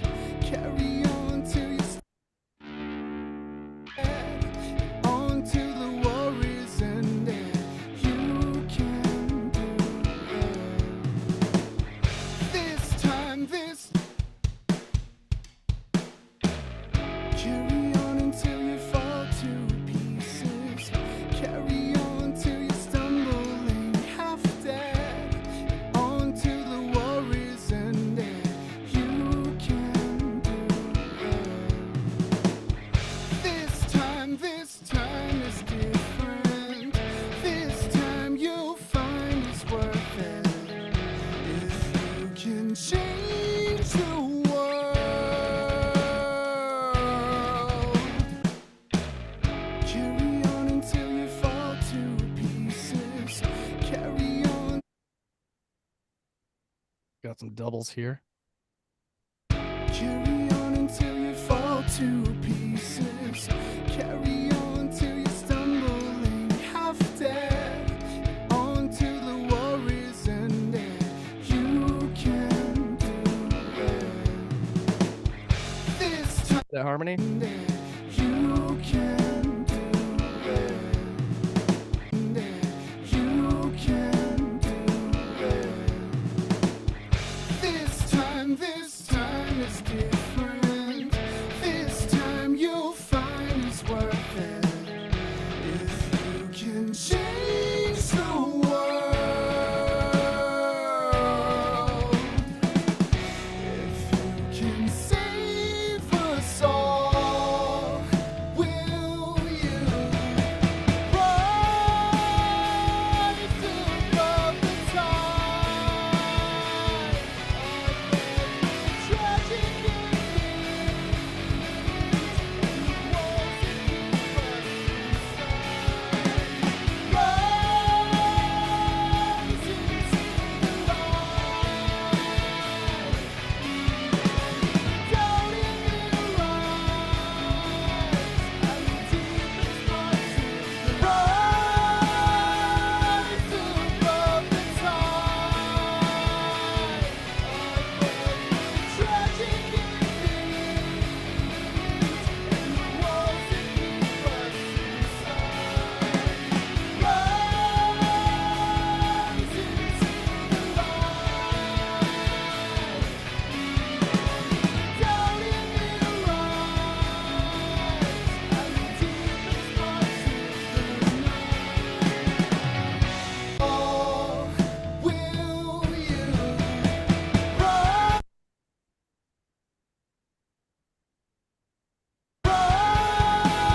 Okay, let's do another pass of that.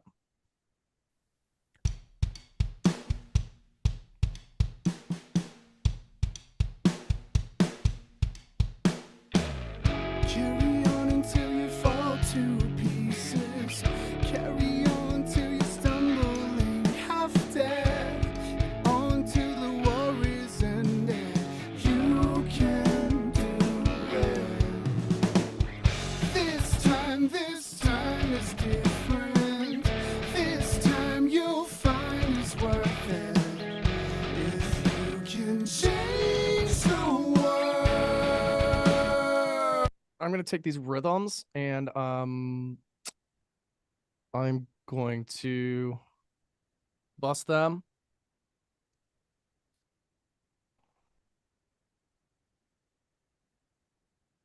Then I'm going to add a gain plugin to this channel because these guitars need a little bit more impact in this section. And if we can do it with just a very simple volume boost, that'd be sweet.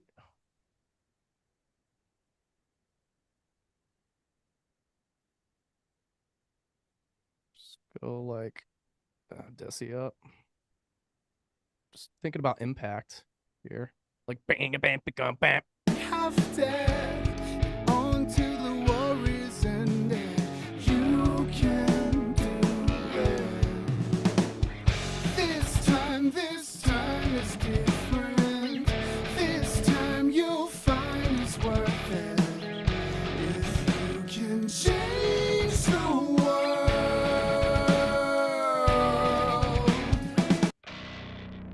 you can save us all. Will you rise above the top? Okay, and then we're gonna take our push guitars here.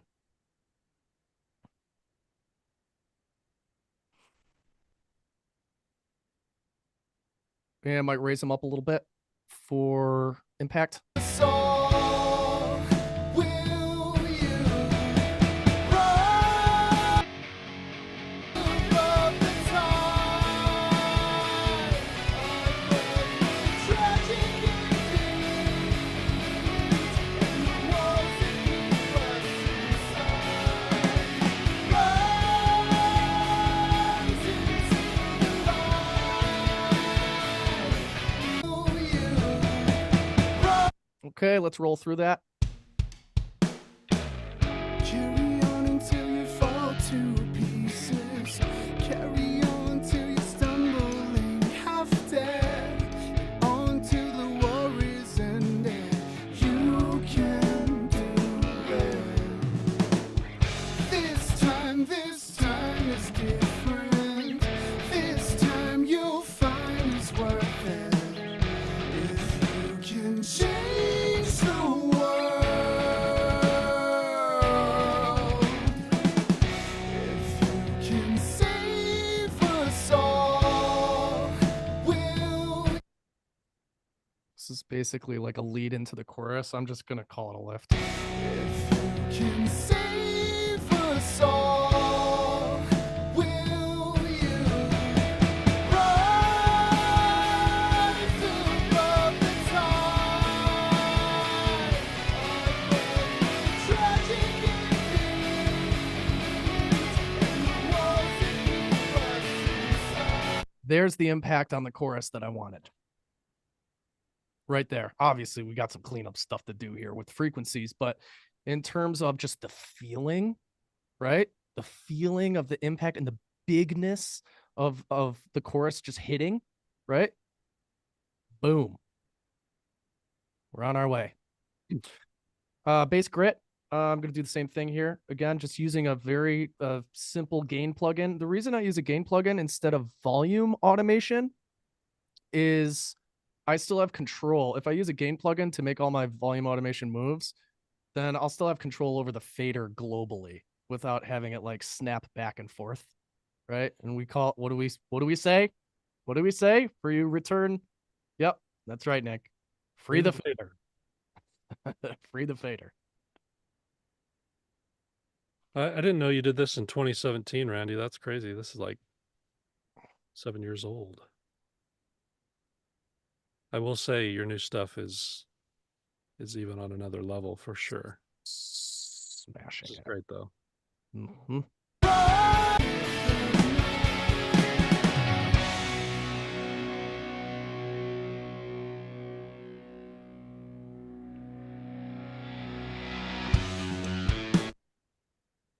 It's cool. Got a group vocal in there.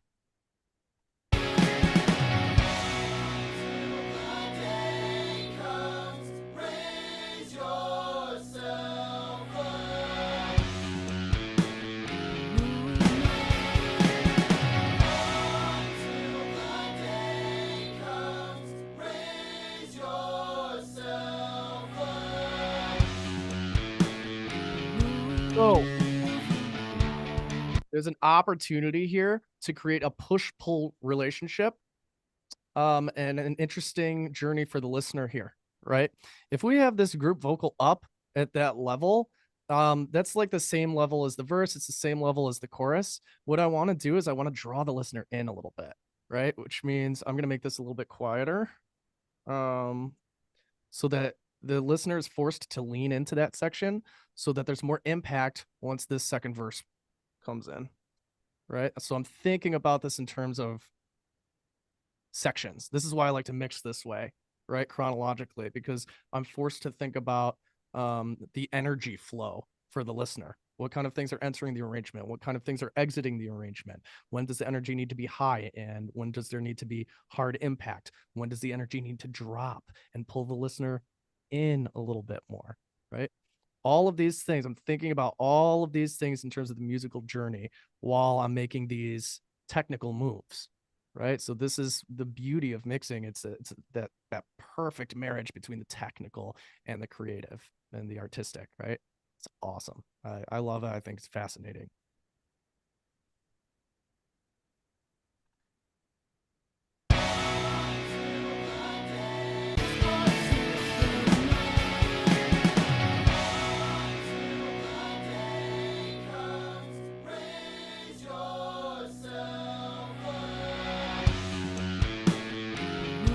Sinking back into the groove there, right? So we lean in when that gang vocal comes in, and then we get back into the groove.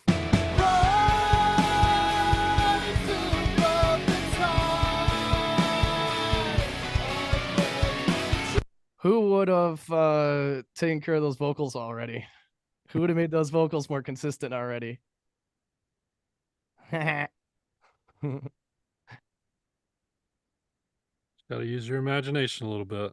Uh-huh. Stay focused. Mindset is everything.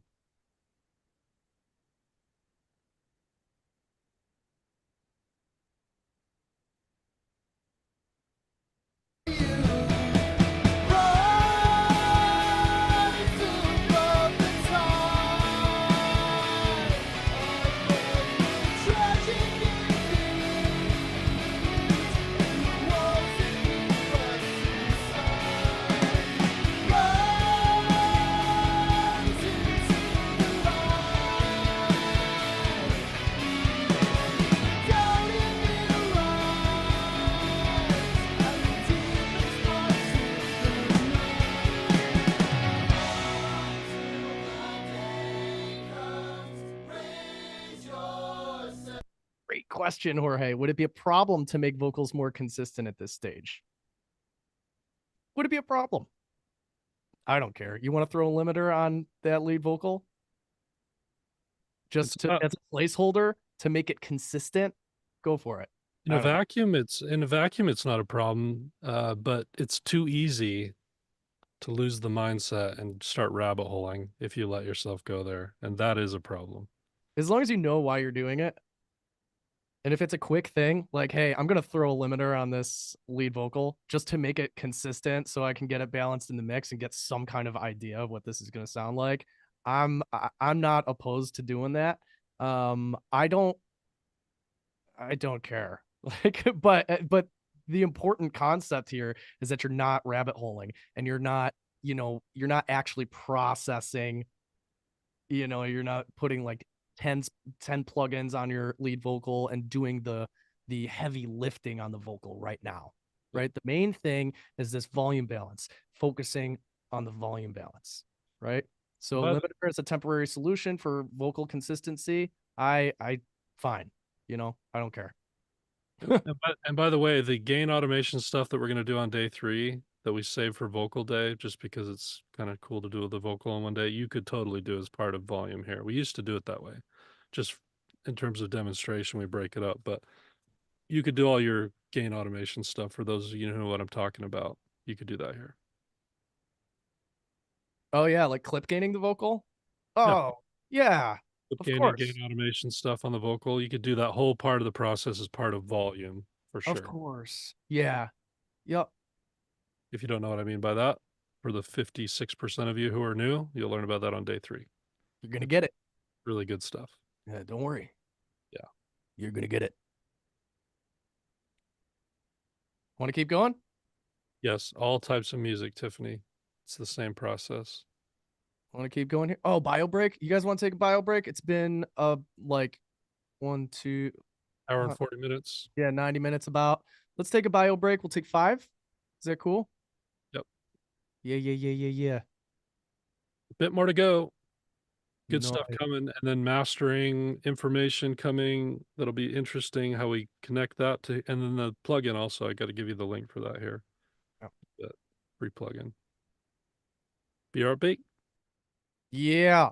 I'm gonna set a timer for you guys. Not just any timer, but my favorite timer.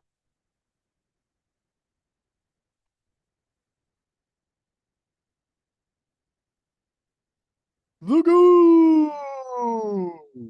The Goog!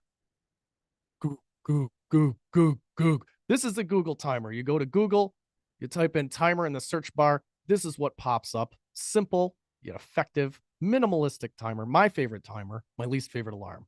So we're going to cross that alarm off. We'll come back here. We're going to put it on full screen mode. And we'll see you back here in 5. Go take a bio break. Do some jumping jacks. Get the blood flowing a little bit. Refill your coffees. A little bit more caffeine or a little less for some of us. And see you back here in a few.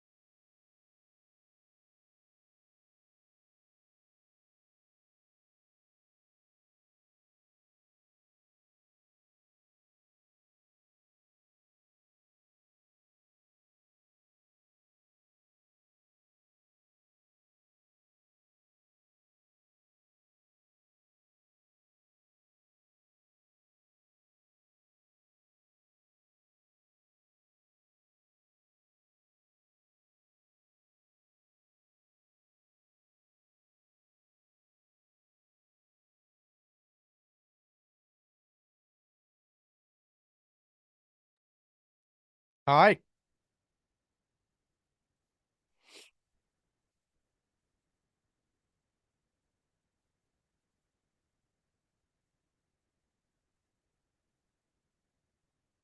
Paul says, Randy, thanks for sharing your tracks. That is encouraging for those of us that struggle with confidence of letting our art be out there for fear of criticism. Lovely. If it's not uncomfortable, you're not growing. I had a whole conversation about that today in one of our mentorship calls inside the program. It was an awesome discussion. Anybody there for that, by the way? Anybody there for that discussion today? That was a good one. Yeah, that was fun. Yeah.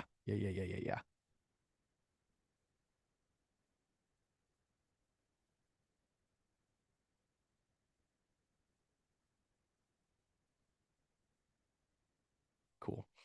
Hey, any questions, guys, before we move on with this stuff? I'd be happy to answer any questions you may have at this time.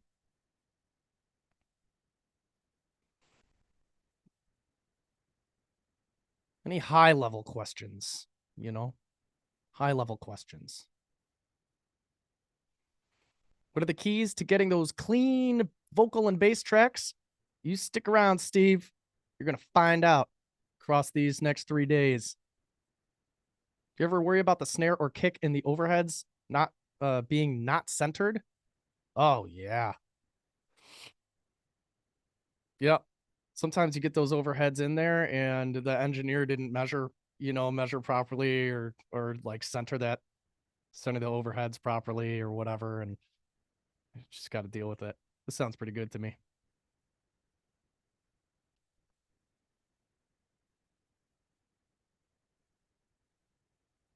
We are going to check the we're going to bring everything else in here, and then we're going to check the like phase and stuff like that too, guys, by the way. Thoughts on hard panning doubled Vox?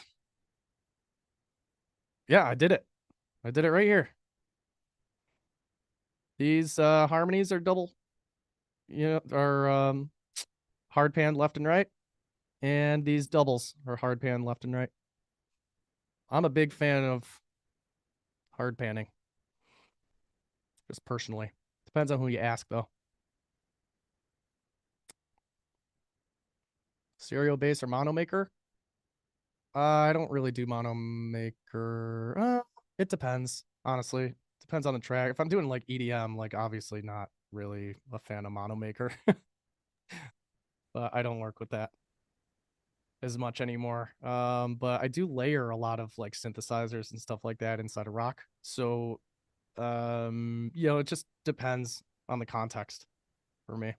Is there room for it to spread out to the sides or not? Like what else is going on in the mix?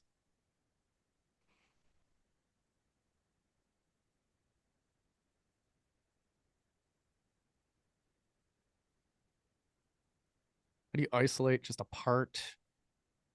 For example, a kick, when its mic is picking up other sound from the drums. Yeah, that's often or commonly known as bleed, right? When you get unwanted, kind of sounds coming into a close mic drum like that. You can gate if you want to isolate it and get rid of the bleed.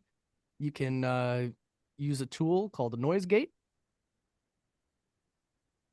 And that's one way to handle it. You ever invert the phase on a vocal? No, I don't. How do you set volume for each instrument group in relation to the others? It's more gut at this point. Yeah, I'm just going by instinct right now. I've listened to a lot of music sitting in this seat with these speakers and in this environment. And I've worked with a lot of music in the same spot. So I'm just kind of like going by gut. I got a lot of reps in. So there's I've built up an instinct for just kind of like where I like things to sit in the mix. Don't worry.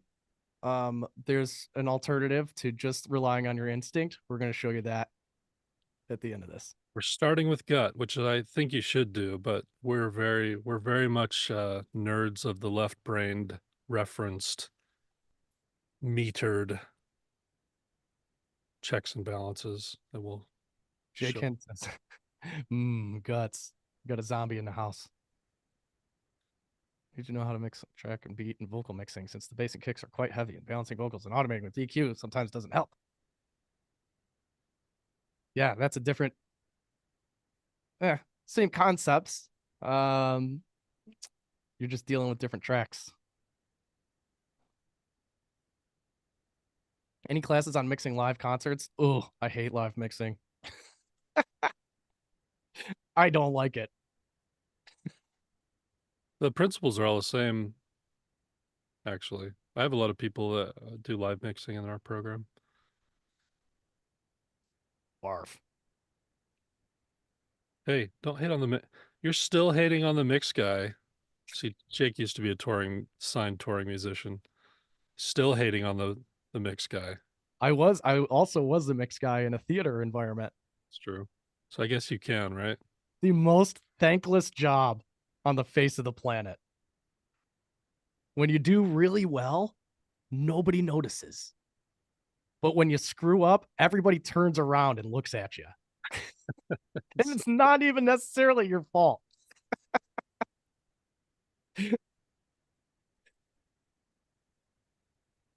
Anyway, I learned to respect the mix engineer the good live guy. We did pretty early in my with career. our own guy. We toured with our own guy. That's good. Yeah. I learned pretty early in my career. I remember it was like my first like band and I was 15 or 16. And I said something kind of like condescending to the mix guy because I was a hot and fiery teenager at the time. And the dude literally like went like this to the mix board and left. I watched him do this and then left. He just walked out. Oops. Oops. Anyway, any other questions before we move on, guys? Actually friends with that guy. Met him later in life. Hey, there you go. We laughed about it. Sorry. Let's have a drink.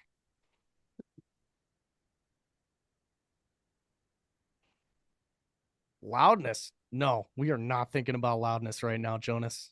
Not thinking about loudness at all. Nope. No guidelines for that. Just mixing right now based on instinct. Just worrying about how all the ingredients blend together in context. Not thinking about loudness. We will reference shortly though and show you some other metering tools that'll be really helpful for you when you're mixing. Jordan, a few things about panning. The drums follow the overheads. By pan, you'll either get a stereo pair of overheads, and they'll be, you'll get a stereo pair of overheads, or typically you'll get a couple mono overheads that are meant to be left and right. You can hard pan those overheads, hard left and right. Typically overheads equal panning. So if you're going 50% left with a left overhead, go 50% right on the other overhead. If they were recorded properly, then that will equal the kick and the snare kind of coming from the center. Right? From there, you use your ears to determine how to pan your toms based on the image, the stereo image of the overheads. Same thing with hi-hat. Right? And you just kind of try to copy it best you can. That's what I demonstrated here a little bit earlier on. If you missed that part, go back, watch the replay. But that's the idea. Make sense? Makey sensey?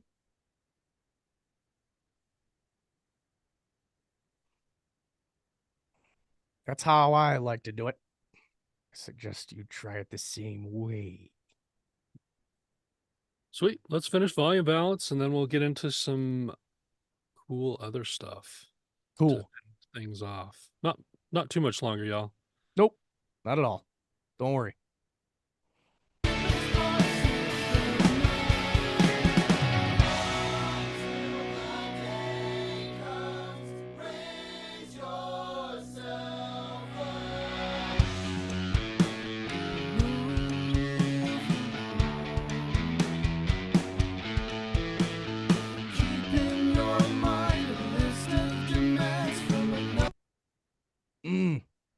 think I might pull these guitars down.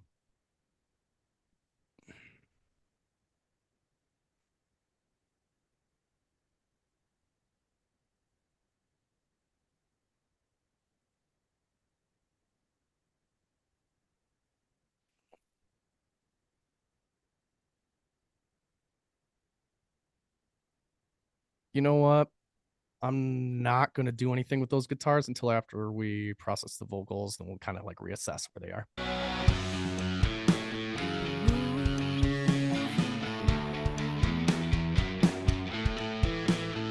Keeping your mind a list of demands from another man's design. 'Cause in this moment, I do want to pull them down though. Really do. Oh man, vocal day is going to be really fun on this. Mm. There's so much we can do on here. The transformation is going to be incredible. Yeah, it's going to be fun.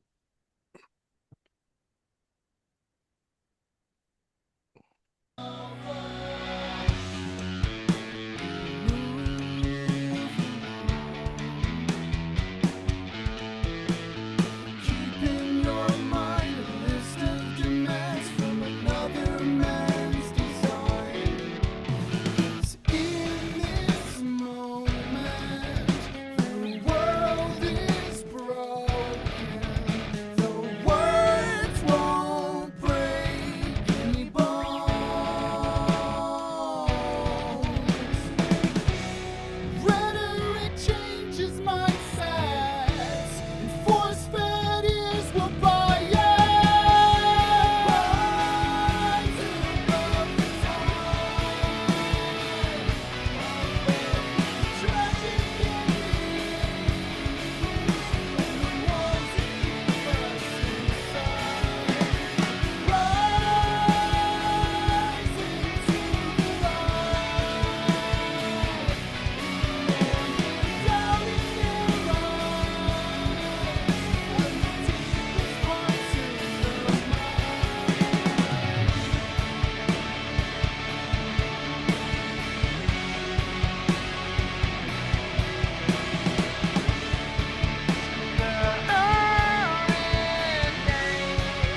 keeping us away.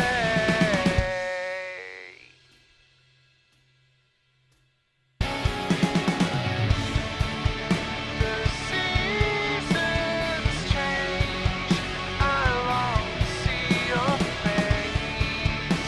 The hurricane keeping us away.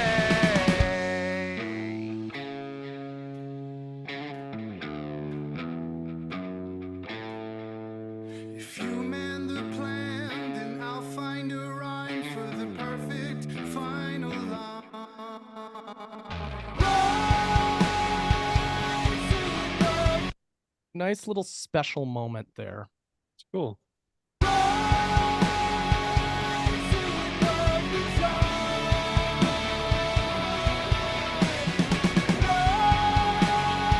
Rise into the Bringing these final vocals. Looks like we got a left and a right, and then another left and a right. This one is clearly quieter, so I'm just going to bring that up. Or you know what I should actually do so that we're not peaking above is bring these other ones down. Cool. And then let's bring them in.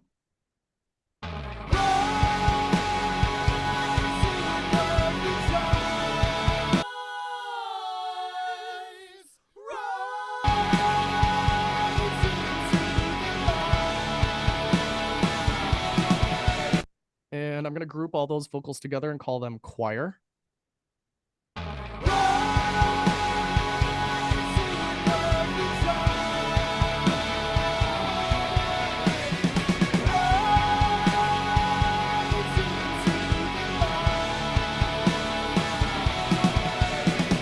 Let's just get this outro lead in.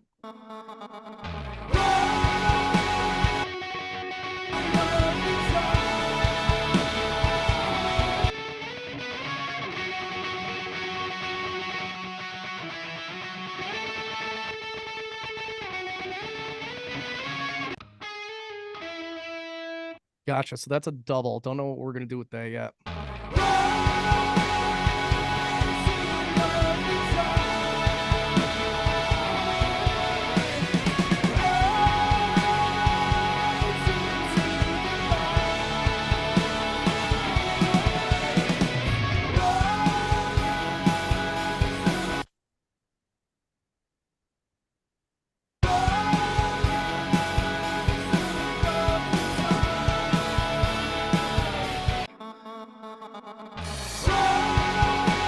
The thing we got to bring in is that cymbal. Perfect final line.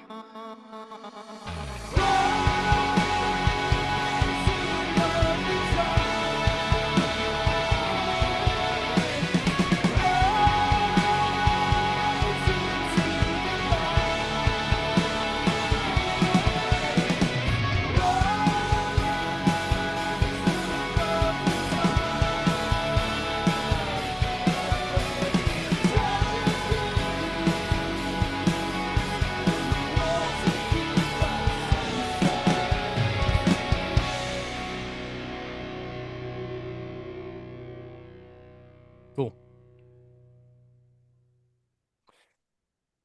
Cool. The next Let's- question, the next question that's interesting is, how many problems have we solved that you would have tried to have fixed by rabbit holing?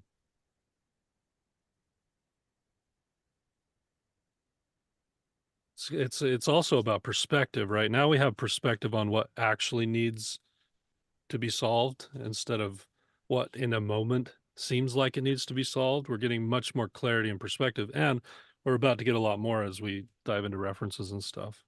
Mhm. Last little kind of like check here. Yeah. We're going to mute the vocals. And I actually like this section. We're just going to check phase polarity on these drums.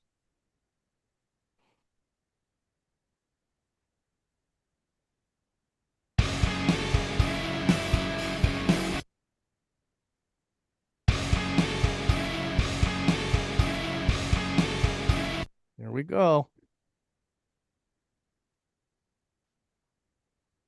You ready? It's actually seem pretty good.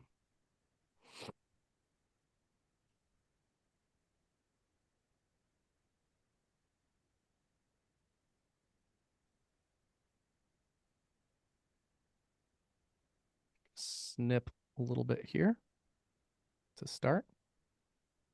Snippy So snap. in case we have to move some things around. Some people do this a different way. I'm going to do it my way today. Feel free to do your own research and legwork on alternative methods.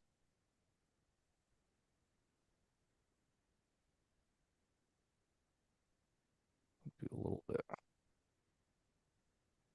here. So what I'm looking for is these waveforms to be in alignment. Any multi-mic'd sources, what happens is a signal like hits the mic at different times, right?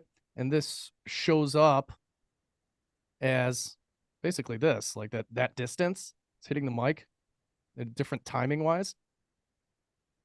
Right? So you can see this waveform dips right here. This dip is here. This dip is here. This dip is pretty much right in the same spot, as well as the peak, peak, peak. This one is, I mean, roughly in the same spot as well. There's a little bit of kind of like distance there, but there's a theoretic approach. And then there's just doing the thing and using your ears to see if it sounds good, see if it sounds full or it sounds thin. That's all I'm looking for.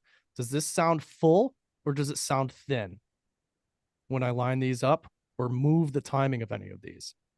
So my instinct right now is not to touch this, this, or this.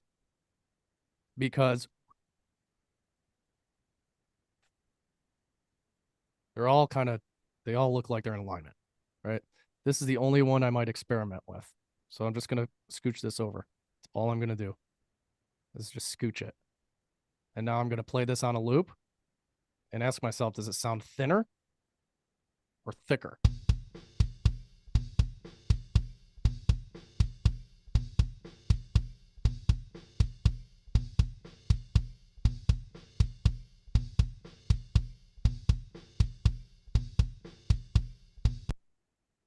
To me, there's no audible difference.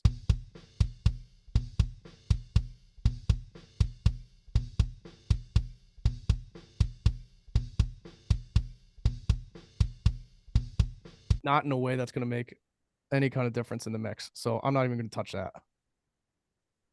I'm just going to let it be what it is. Move on. Snare.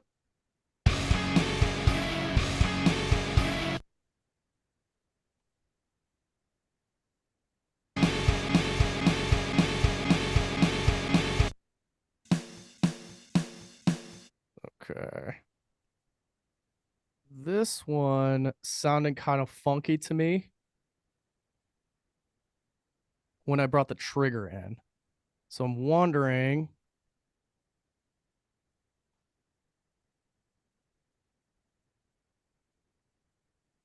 Zoom in here. No, I mean, that's pretty level. Pretty lined up. Visually. Anyway.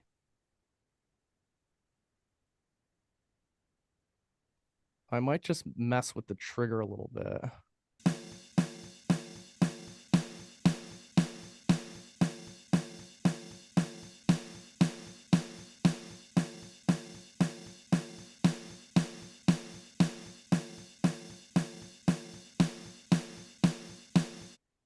I mean, I'm not going to touch that.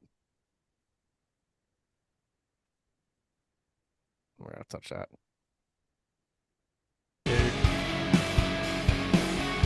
That sounds great. That sounds fine to me. You're And I'm just not- hearing the nature of what the trigger's doing. It wasn't a phase thing. It was just kind of a different. It was giving it a different thing. Yep. Totally. I don't obsess about that stuff. Like, it sounds pretty good to me. So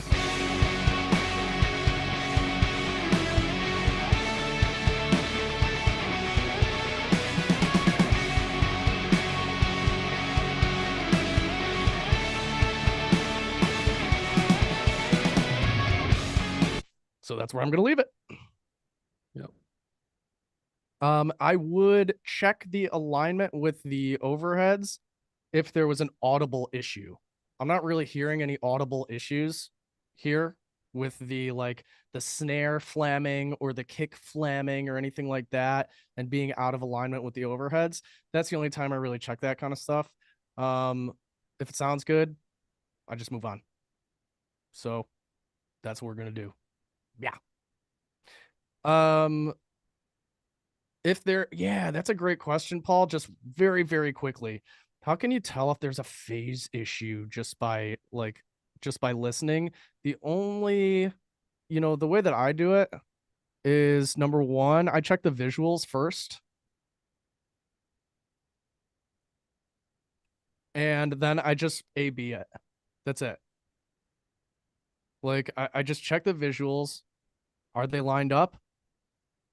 Yes. Great. It's probably going to sound good. I'm going to A/B it. I'm going to go back and forth like I just did here. I scooched this over a little bit and I didn't hear like an audible difference between it being here and it being there. So I just move on from there. What it's going to sound like a little bit more of an obvious kind of example would be this. Check this out.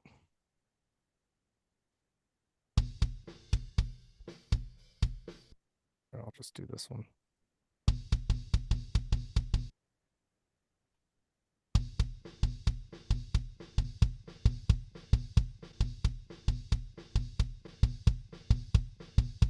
Hear the difference there? Hear how much the kick is like way more full in one instance when it isn't in the other instance?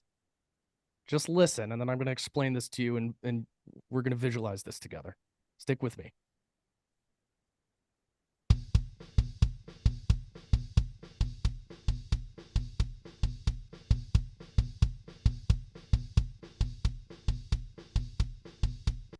Right?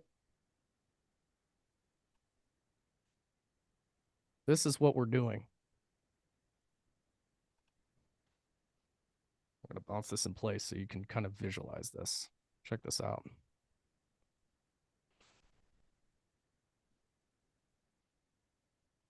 We're inverting the polarity here. That thin sound, that lack of fullness that's happening is because these are opposite each other and there's like cancellation. Right? So see where this is dipping while this is peaking?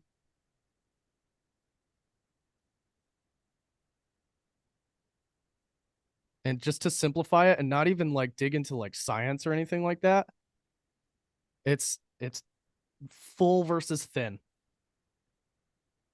Full versus thin is what we're listening for. This is all lined up. This is nice and full. Right? So if you get drum tracks, here's the actionable tip. If you get drum tracks, check this stuff.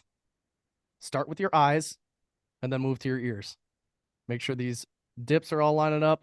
Make sure multi-mic'd sources like kicks all aligned like that.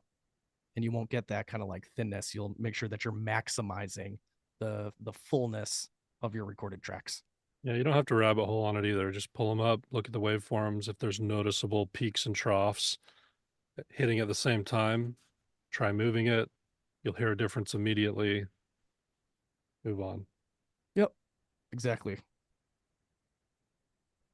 Makey sensey? Or hit the phase button.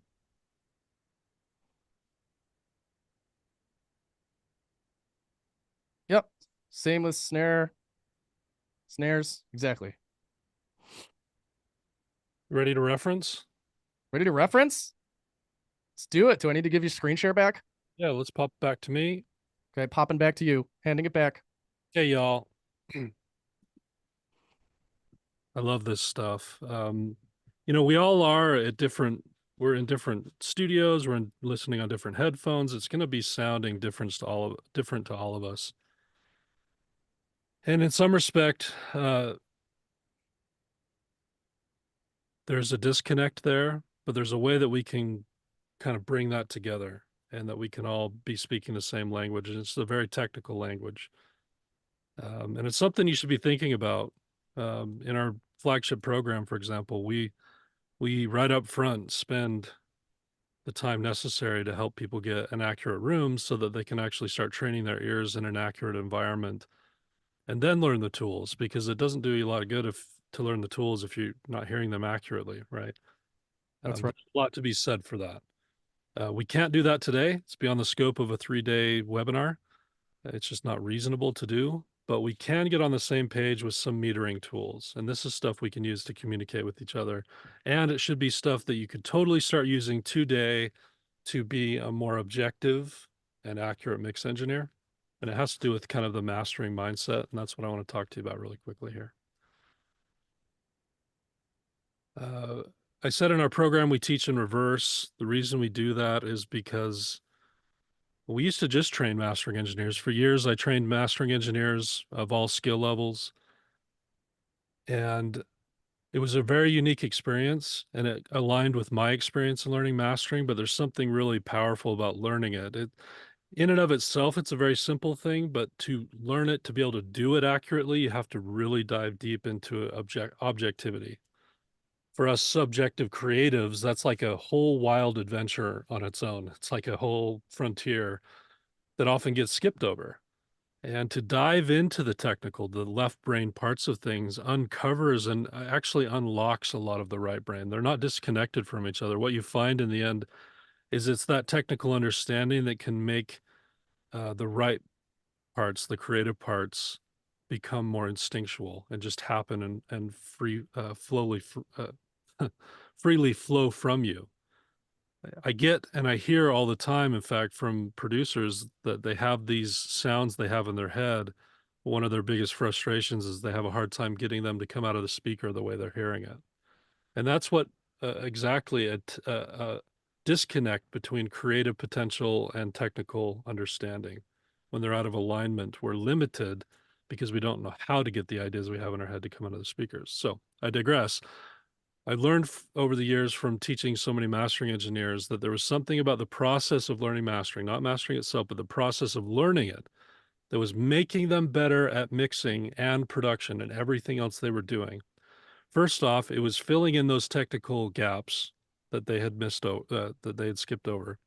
And number two, it was giving them a perspective. Because what you learn, oh, look at me with my thumbs up. What you learn as a mastering engineer, you get all these tracks in from clients, and you hear all the stuff that's hard or impossible to fix in a master, because it's a limited scope kind of exercise. It's part of the process that's limited in scope. It's not, you don't have the multi-track session anymore. There's only so much you can do. And you learn all the things, all the mistakes people are making throughout, not just mixing, but production, that make it really hard as a mastering engineer to take it up to an industry standard volume and have it sound full and good. A lot of times you just can't. And so there's a way to reverse engineer that thought process to what problems are happening in mastering that I can identify, whether you're working with clients or just for yourself, in your mixes and productions, that you can alleviate and really have that perspective all the way through the process, from the very first time you press play all the way through recording, all the way through production and mixing, to know how to, in the end, have a wave file that you can actually take and make sound loud and big and clean and pure. And there's a lot of value in that. So let me teach you a few of the tools that you would use as a mastering engineer to do that. And these are the things that are going to bring us all together. I could get this to work. First off, mastering engineers use frequency analysis tools. The one I have here is called the PAS Analyzer. Let me get to a closer view of this. This is the PAS Analyzer. And essentially, this is just viewing the frequencies in any given track. And the most important thing first is to know how to interpret it. So let me talk about how to interpret the PAS Analyzer. If you're using a different one, you're going to learn how to interpret it, because they all kind of work differently. With the PAS Analyzer, what you want is more of what's on the right-hand side. You'll find, regardless of style of music, regardless of any of that, it's going to be a gentle slope from about 60 hertz down to 16K. It's going to look about like that. I'm observing this from a 30,000 foot view. I'm looking at that gentle slope. I'm not worried about all the little resonant bumps and all that kind of stuff that's going on there. Not all that, just the general slope. What that's telling me is the frequencies are balanced. And as a mastering engineer, you learn and understand the importance of balance. If you were on our Intro to Mastering webinar last week, everything is really about obtaining balance. For the end product user that are going to be listening on earbuds and headphones and home stereos, speakers love frequency balance. They respond well when things are balanced. When things have spikes and resonances that are out of control, the cones and the analog features of speakers start to get overwhelmed, and there's a clarity loss that happens. Not only that, but to bring things up to an industry standard volume, you wouldn't believe how much of that has to do with frequency balance. Oh, tell me about it. Not just limiting or compression. You think of loudness in terms of like limiting and compression and volume and gain. In mastering, it's mostly about frequencies, actually. Once you balance those frequencies, your limiters and compressors can actually function properly. We could dive into that more in depth sometime, but essentially, to make them work and to bring it up to volume, balance is the way to get there. If you have too much of any of those frequencies, it's going to start to overwhelm your compressors and limiters. Then when you try to push it loud, even if you get it up to loudness, it sounds muddy. It's not just a energy thing, but like the perception of volume is quiet. So maybe you've uploaded something before and you notice on Spotify that it just sounds quieter than other stuff. This is all balance. So we need to start thinking about balance early, even in production, but certainly within the mix, we need to be thinking about this balance. Anyway, I digress. The PAS analyzer here is showing balance on a broad spectrum, whereas the left-hand side, what are we missing there? What do we have too much of? What are we missing? Just from observing it based on what I've told you. Yeah, the mids and highs. What would this sound like? What would you guess this would sound like? Whatever's happening on that. Which one? On the left. Which one on the left?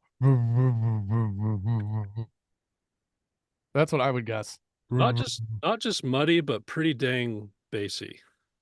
Pretty muffled. There's almost no high-end information. There's a lack in the mids even, and just a ton of bass. All you'd hear is most of what's happening like 250 and below, which would be pretty weird. Now, what we're going to do is show you how to use this tool in a mix when you have reference tracks, because what you can do is pull up reference tracks and not just listen with your ears, but gain insight, regardless if your room is accurate or your ears are trained, which I recommend you do. But if you don't have that luxury yet, this can give you some insights into how to bring your track closer to a professional balance. Very, very valuable. And this is something you can start using right away. And we'll show you how to use that. There's some settings here you need to know that Jake's going to get into. And if you want to screenshot this really quick on the PAS, the settings you want are LF res set to 10, detect set to RMS, and the response around 400. You change those settings from the stock. Now, if you use a different analyzer, again, just listen to some top 40 stuff, some any genre, it doesn't matter. You'll see commonality. Some are straight across. That means balance. Some are sloped down like the PAS. That means balance. You just need to know what balance looks like with whatever analyzer you're using. We like the PAS because it's just simple and straightforward. Expose is pretty dope too. Expose is great. We're also going to be using a mastering the mix plugin here called Reference 2. They are the sponsors after all. Some sort of referencing plugin that we can use to switch back and forth and listen to things. So you could do the referencing through PAS and be looking on this metered level. You can also be listening with your ears on something like this. This gives a little bit of information down below that can sometimes be useful in interpreting things that are going on. Totally. We want to show you both of those methods right now. And this is where we would kind of do this in the process, by the way. We wouldn't do this earlier. We would go with our gut, get that level, volume balance, do our best with our instinct to just kind of set that sound stage, build within the 3 dimensions of space. And then we pull in and check ourselves. No matter how long you've been doing this, pull yourself back to an objective standard because all of our ears start playing tricks on us. And this is a way we can anchor ourselves back to reality. So let's do that right now. Sweet. Let's jump in. Let's do it. Give me a 42 if you're ready to go. Sweet. All right. You guys did great that time. All right. What are we going to do here first? Let's bring up reference. I love this. This is my favorite referencing tool. You just drag and drop your files in here. So I'm dragging in a reference track. And what I like to do is actually use multiple references. I'm going to tell you why in just a second. First, let me do the thing. Hey, Jake, could you do the thing? Doing the thing.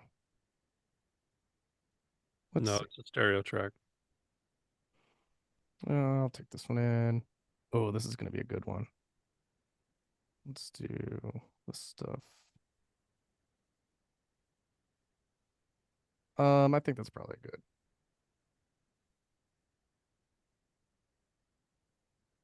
So just bringing in some tracks of similar genre. It's nice. It level matches everything for you. That's what I love about it is I don't have to level match anything. It's just like boop, just does it. So I'm going to show you what's going on here. First I'm going to isolate like choruses. So with this plugin, you can just like loop a section over and over and over again. It'll just automatically do it for you. It's pretty cool. Got that one. We got this one here. I'm just guessing that these are choruses based on where they are in the arrangement and how chunky they are.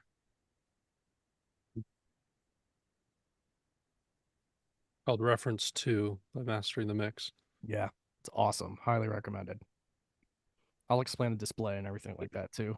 And if you can't afford this, we're going to show you how to do it with a cheaper plugin, the Paz, or free plugins like Span or something like that. No worries.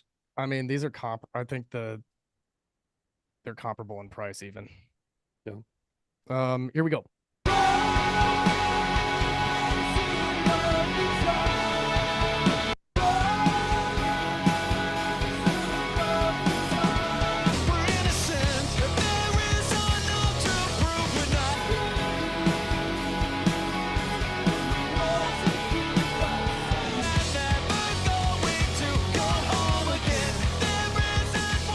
Okay, this is awesome stuff, right? So what we're seeing down here, how I have this set, this is not the default mode, but this is the mode that I like to use this plugin in. It shows us the differences between the frequencies of our mix versus the reference track, right? And this is exactly what it sounds like, right? It sounds like mid-range. It sounds like we've got a ton of mid-range in our mix versus our reference track, right? Check it out.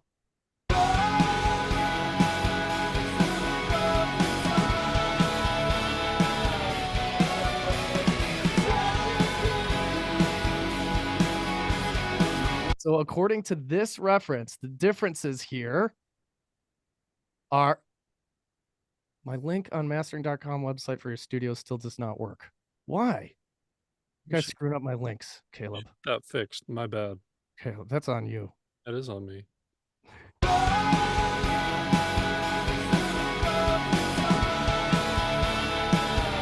Sorry, ADD moment. Yeah, it sounds like the mid-range is hot here, right? Totally sounds like it. Listen, we're just gonna flip back and forth.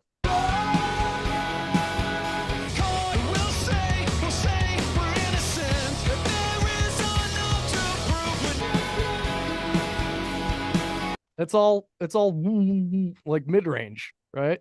Our reference has much more clarity, especially in the hits of the drums and the vocals and the cymbals and things like that. And our mix is just like built up in this mid-range, right? So that informs us on what direction to kind of go in with this mix objectively compared to the reference. Now, what's interesting is when you bring in other reference tracks, you'll see subtle differences, right? Generally, we should probably see around the same thing, right? But there will be subtle differences between mixes. And there's a reason I like to use multiple references. I'll explain that in a minute.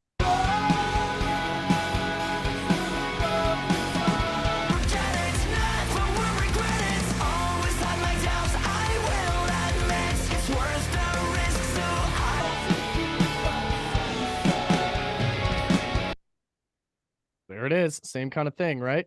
Big mid-range and lower in the, lacking in the lows, lacking in the highs, right? It's almost like inverted, almost inverted. And we should see that across the board.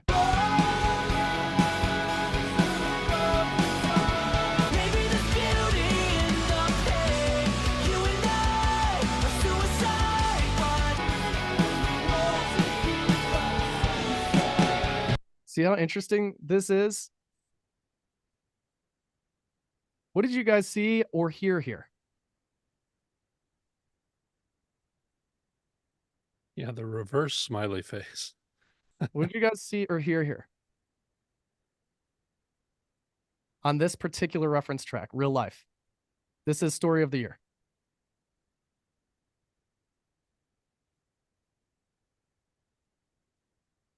Hmm.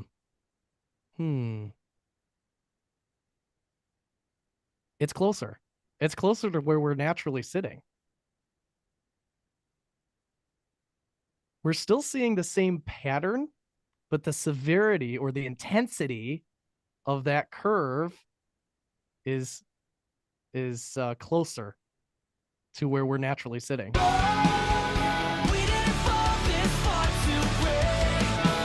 Still lacking low end, still lacking high end, and still too much in the mid range, right? But compared to this mix,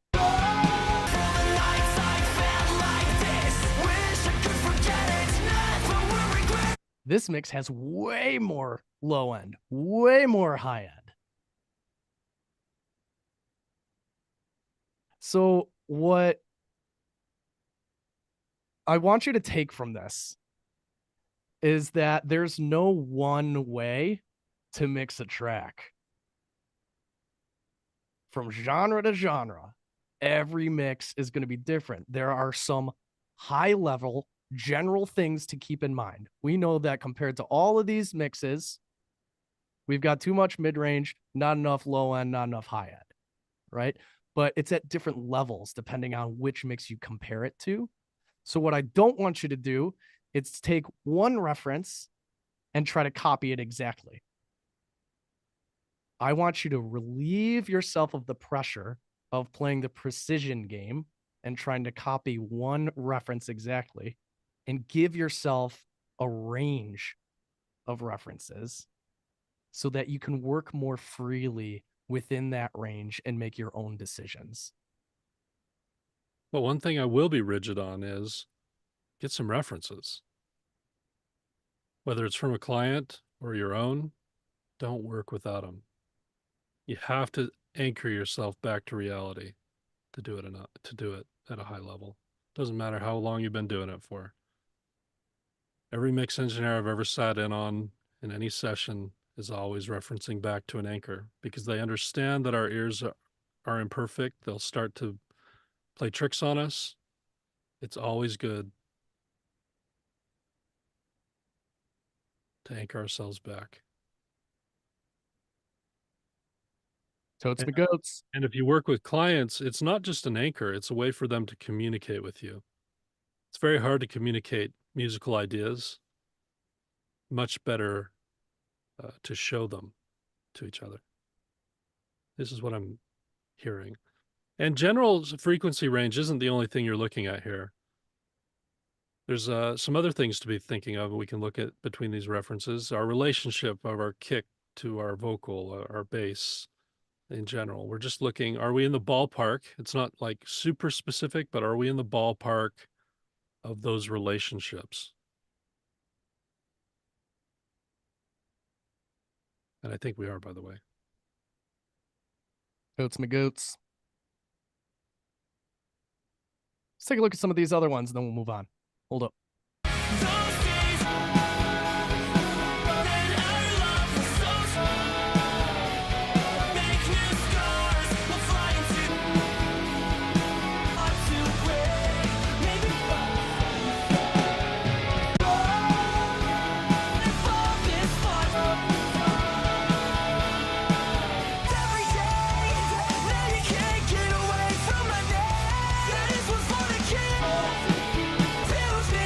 Hear all these different styles? Every single one of these mixes, like a little bit of a different style, right? It's wild. It's cool. So that should bring you like some comfort that there's flexibility here. You know, we're playing a ballpark game, not a precision game. And on the Paz, check this out.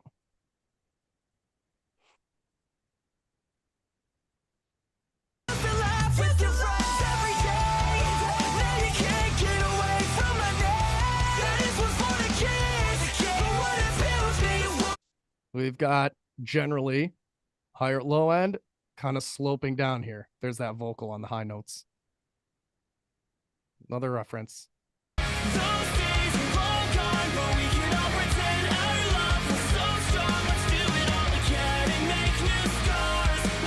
Same idea. Higher on the low end, generally sloping down. This mid range, that'll vary. This one has the vocal really present in like the 2 to 4K range. You see that represented there. Mm-hmm.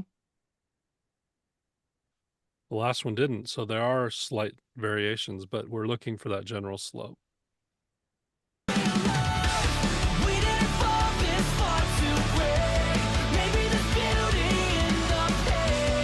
There's the vocal sitting here more than over here, right?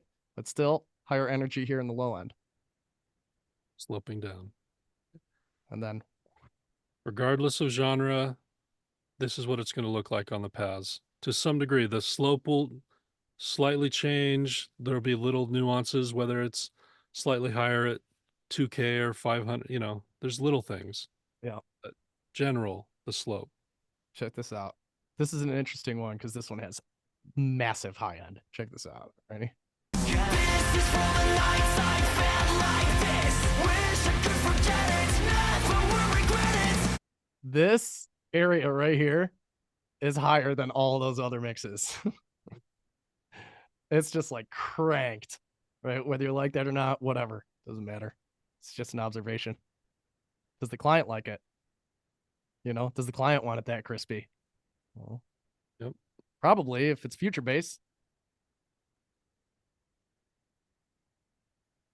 Referencing in production is done. Yes, referencing in production is a thing, but usually in production, it's less about this general balance that we're looking at, and it's more of a client to a way for the client to communicate with you. Like, I want my drums to sound like this. I'm looking for the bass to sound like this. My vocal style to sound like this. What a great way for them to communicate with you, because if they tried to explain exactly what's in their brain, they'd say, I want my vocals to be doubled. Well, what does that mean? Exactly. You could do a whole doubling thing and it's the wrong kind of doubling, right? So it's a great way to communicate. Personal production, you can do that with yourself. You can listen to music and go, here's what I'm going for, and then come back to those references. Did I hit the target? And not to copy anything, but am I in the ballpark? Ballpark. Everything comes even if you tried to copy it, I promise it never comes out that way. It just always comes out similar, which is good. It's your own thing. I do. I buy my tracks from Amazon for $1 just for the sake of time. Cool.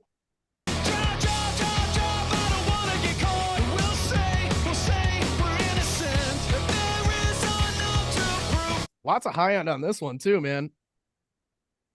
Quite a bit.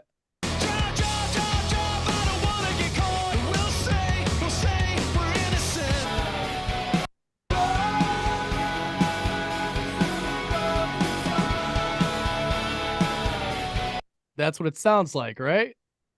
That's ours. That's ours. That's what it sounds like. Sounds like a lack of high end, right? Too much mid range and not enough low end. That's crazy right there. Anyone familiar with the Grand Teton range? That looks like exactly like the Grand Teton range. I was just thinking that myself. Were ya? I mean, look at that. It's the Grand Tetons. I know that range well. Yeah, I saw this thing and I was like, Tetons all day. But we don't want it to look like the Tetons. We don't want a big mountain in the middle of our mid-range and it's bulging up. It's like going like this as opposed to a slant. Our low end and our high end are insufficient and there's a lot of buildup, which we knew. We can hear it. But now we can connect our ears with our eyes. And sometimes, for example, I know people that have, even people that had treatment in their rooms and stuff. I've done room calculations with them and found that they were hearing certain frequencies plus or minus 12 dB of accurate. So for example, if you had, in this case, your 500 to 1,000 range was like 12 dB off, you don't see any of this.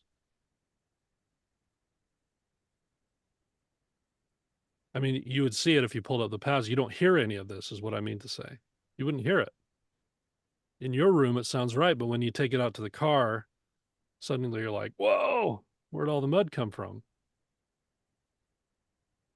So this is a very useful tool to kind of circumvent those problems until you get a accurate room, and then you still use it just for the sake of anchoring yourself back to reality. That's right. And we're going to see all of this kind of correct itself Been out. in the next couple days. I'm excited. All right. I got a free plugin link to give y'all, and then Stop some, it. and No, then you some homework. Let me actually get it. The link here.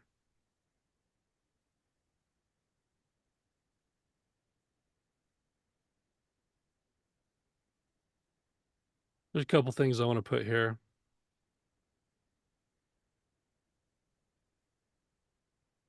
For y'all. You guys ready for homework? Did you guys have any aha moments today? Any light switches go on? Did you find this helpful today? Yeah, many, a lot of them. Cool. Cool. Good. Normalization. Yeah, sweet. It's been helpful. Yeah. And all we've done is volume. That's it. Imagine that. Jake, I'm going to slam this in chat and you can repost it a bunch so people can copy and paste it. Okay. What is it? This is the levels plugin for mastering the mix. Oh, They're giving away just free to y'all for being here. It's kindness done by them. We don't ask them to do that. They volunteered it. So it's the levels plugin. because Tom's awesome. Yeah, he's awesome. From Mastering the Mix, you just go there and just download it. I don't think there's any weird like issues or anything you have to sign up for or anything. You might have to do an email. I don't know though. Not sure. I haven't done it. Also,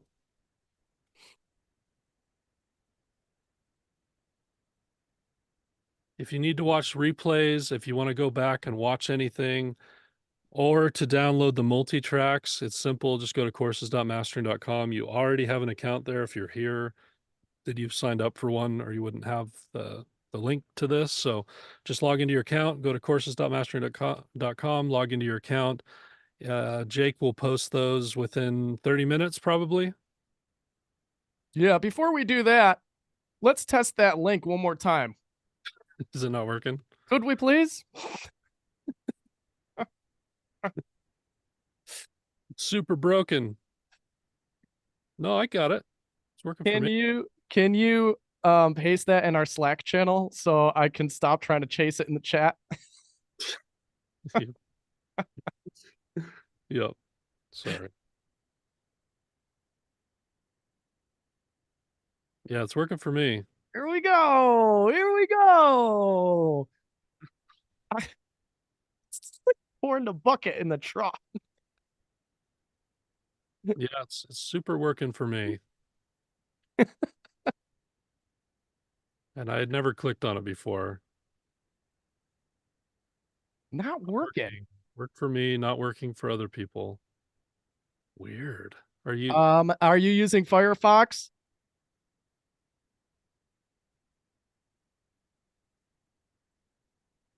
don't think it would be server overload? Working in Firefox. Okay, working in Google Chrome. Working here now. Okay, maybe it is a server thing. Server thing. You guys just gotta keep clicking that link. Crashing the server, you guys. Crashing it. Animals. Yeah, working on my end. Yep, We'll make I sure, got it here. we'll make sure all of you get it. If you keep trying and it still won't work. Wait, hold on. What? Working. Hold on. I've got an alternate. Let's try this one. No, I can't do that one. Crap. That's it. That's what you get, guys. So Netscape Navigator.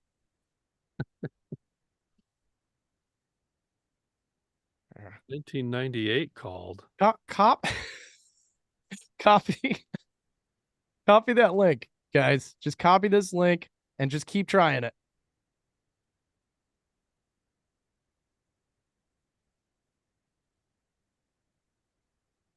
All right.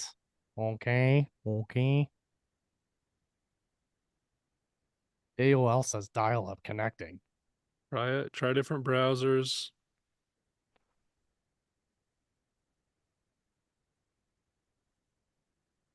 Beep boop boop boop beep boop boop. Wee oo wee oo.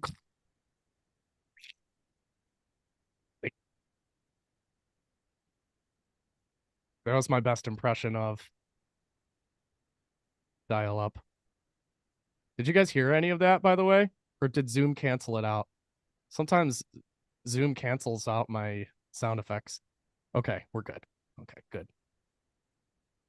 Thanks, Zoli. Appreciate it. Cool. We blew up their server. It's Just awesome. regimed. Cool. All right, sweet. Just and if it's not working, just copy and paste that into a notepad. I'm sure it will. Lovely. Did you go over the homework already? No. Let's do it. Let's go over the home. Do we Okay, want let's- to do another like quick Q&A or just do the homework and then we'll save it Yeah, for tomorrow? We'll do a quick I think we're good. We can do a quick Q&A, but really I want you to all to try volume only. So I guess we got the multi-tracks, so download multi-tracks.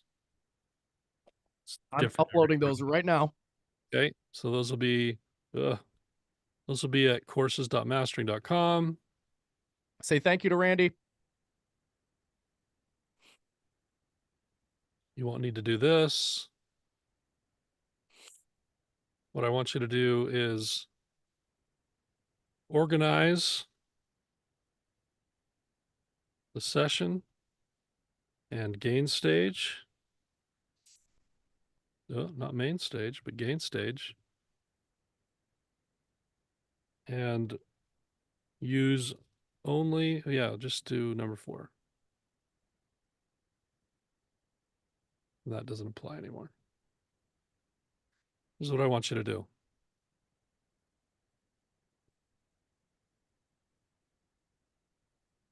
Try to see how far you can push it. See if you can beat Jake. Beat me. I love it when students get better than me. Oh man. It's It like is one of the most greatest. rewarding things. Yeah. Yeah. All right. Code's not working. Well, keep trying.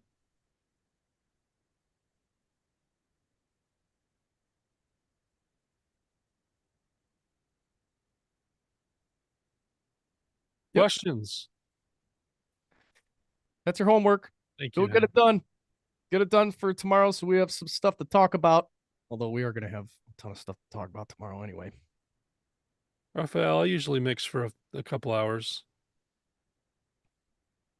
Probably add the license key after the install.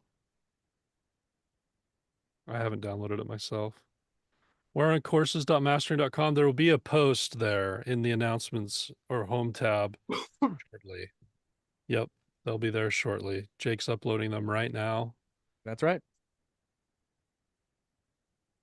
Yes, you should get emails and stuff for the live tomorrow. Tomorrow's going to be diving into EQ, compression, spatial processing on the instrumentals. We're going to clean out so much of that mud.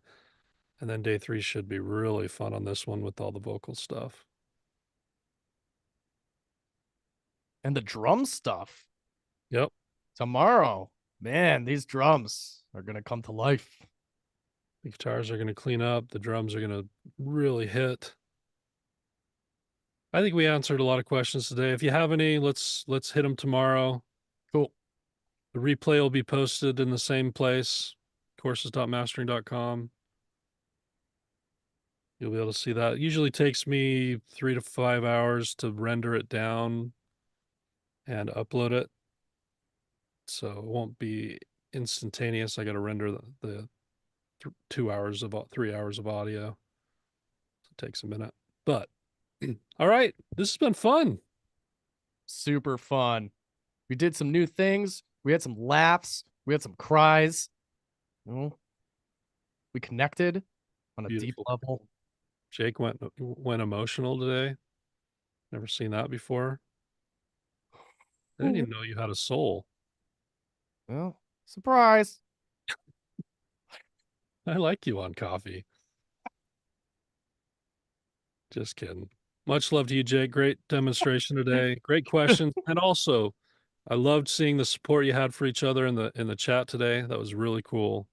And encouraging people to ask questions, telling people that there are no bad, stupid questions or anything.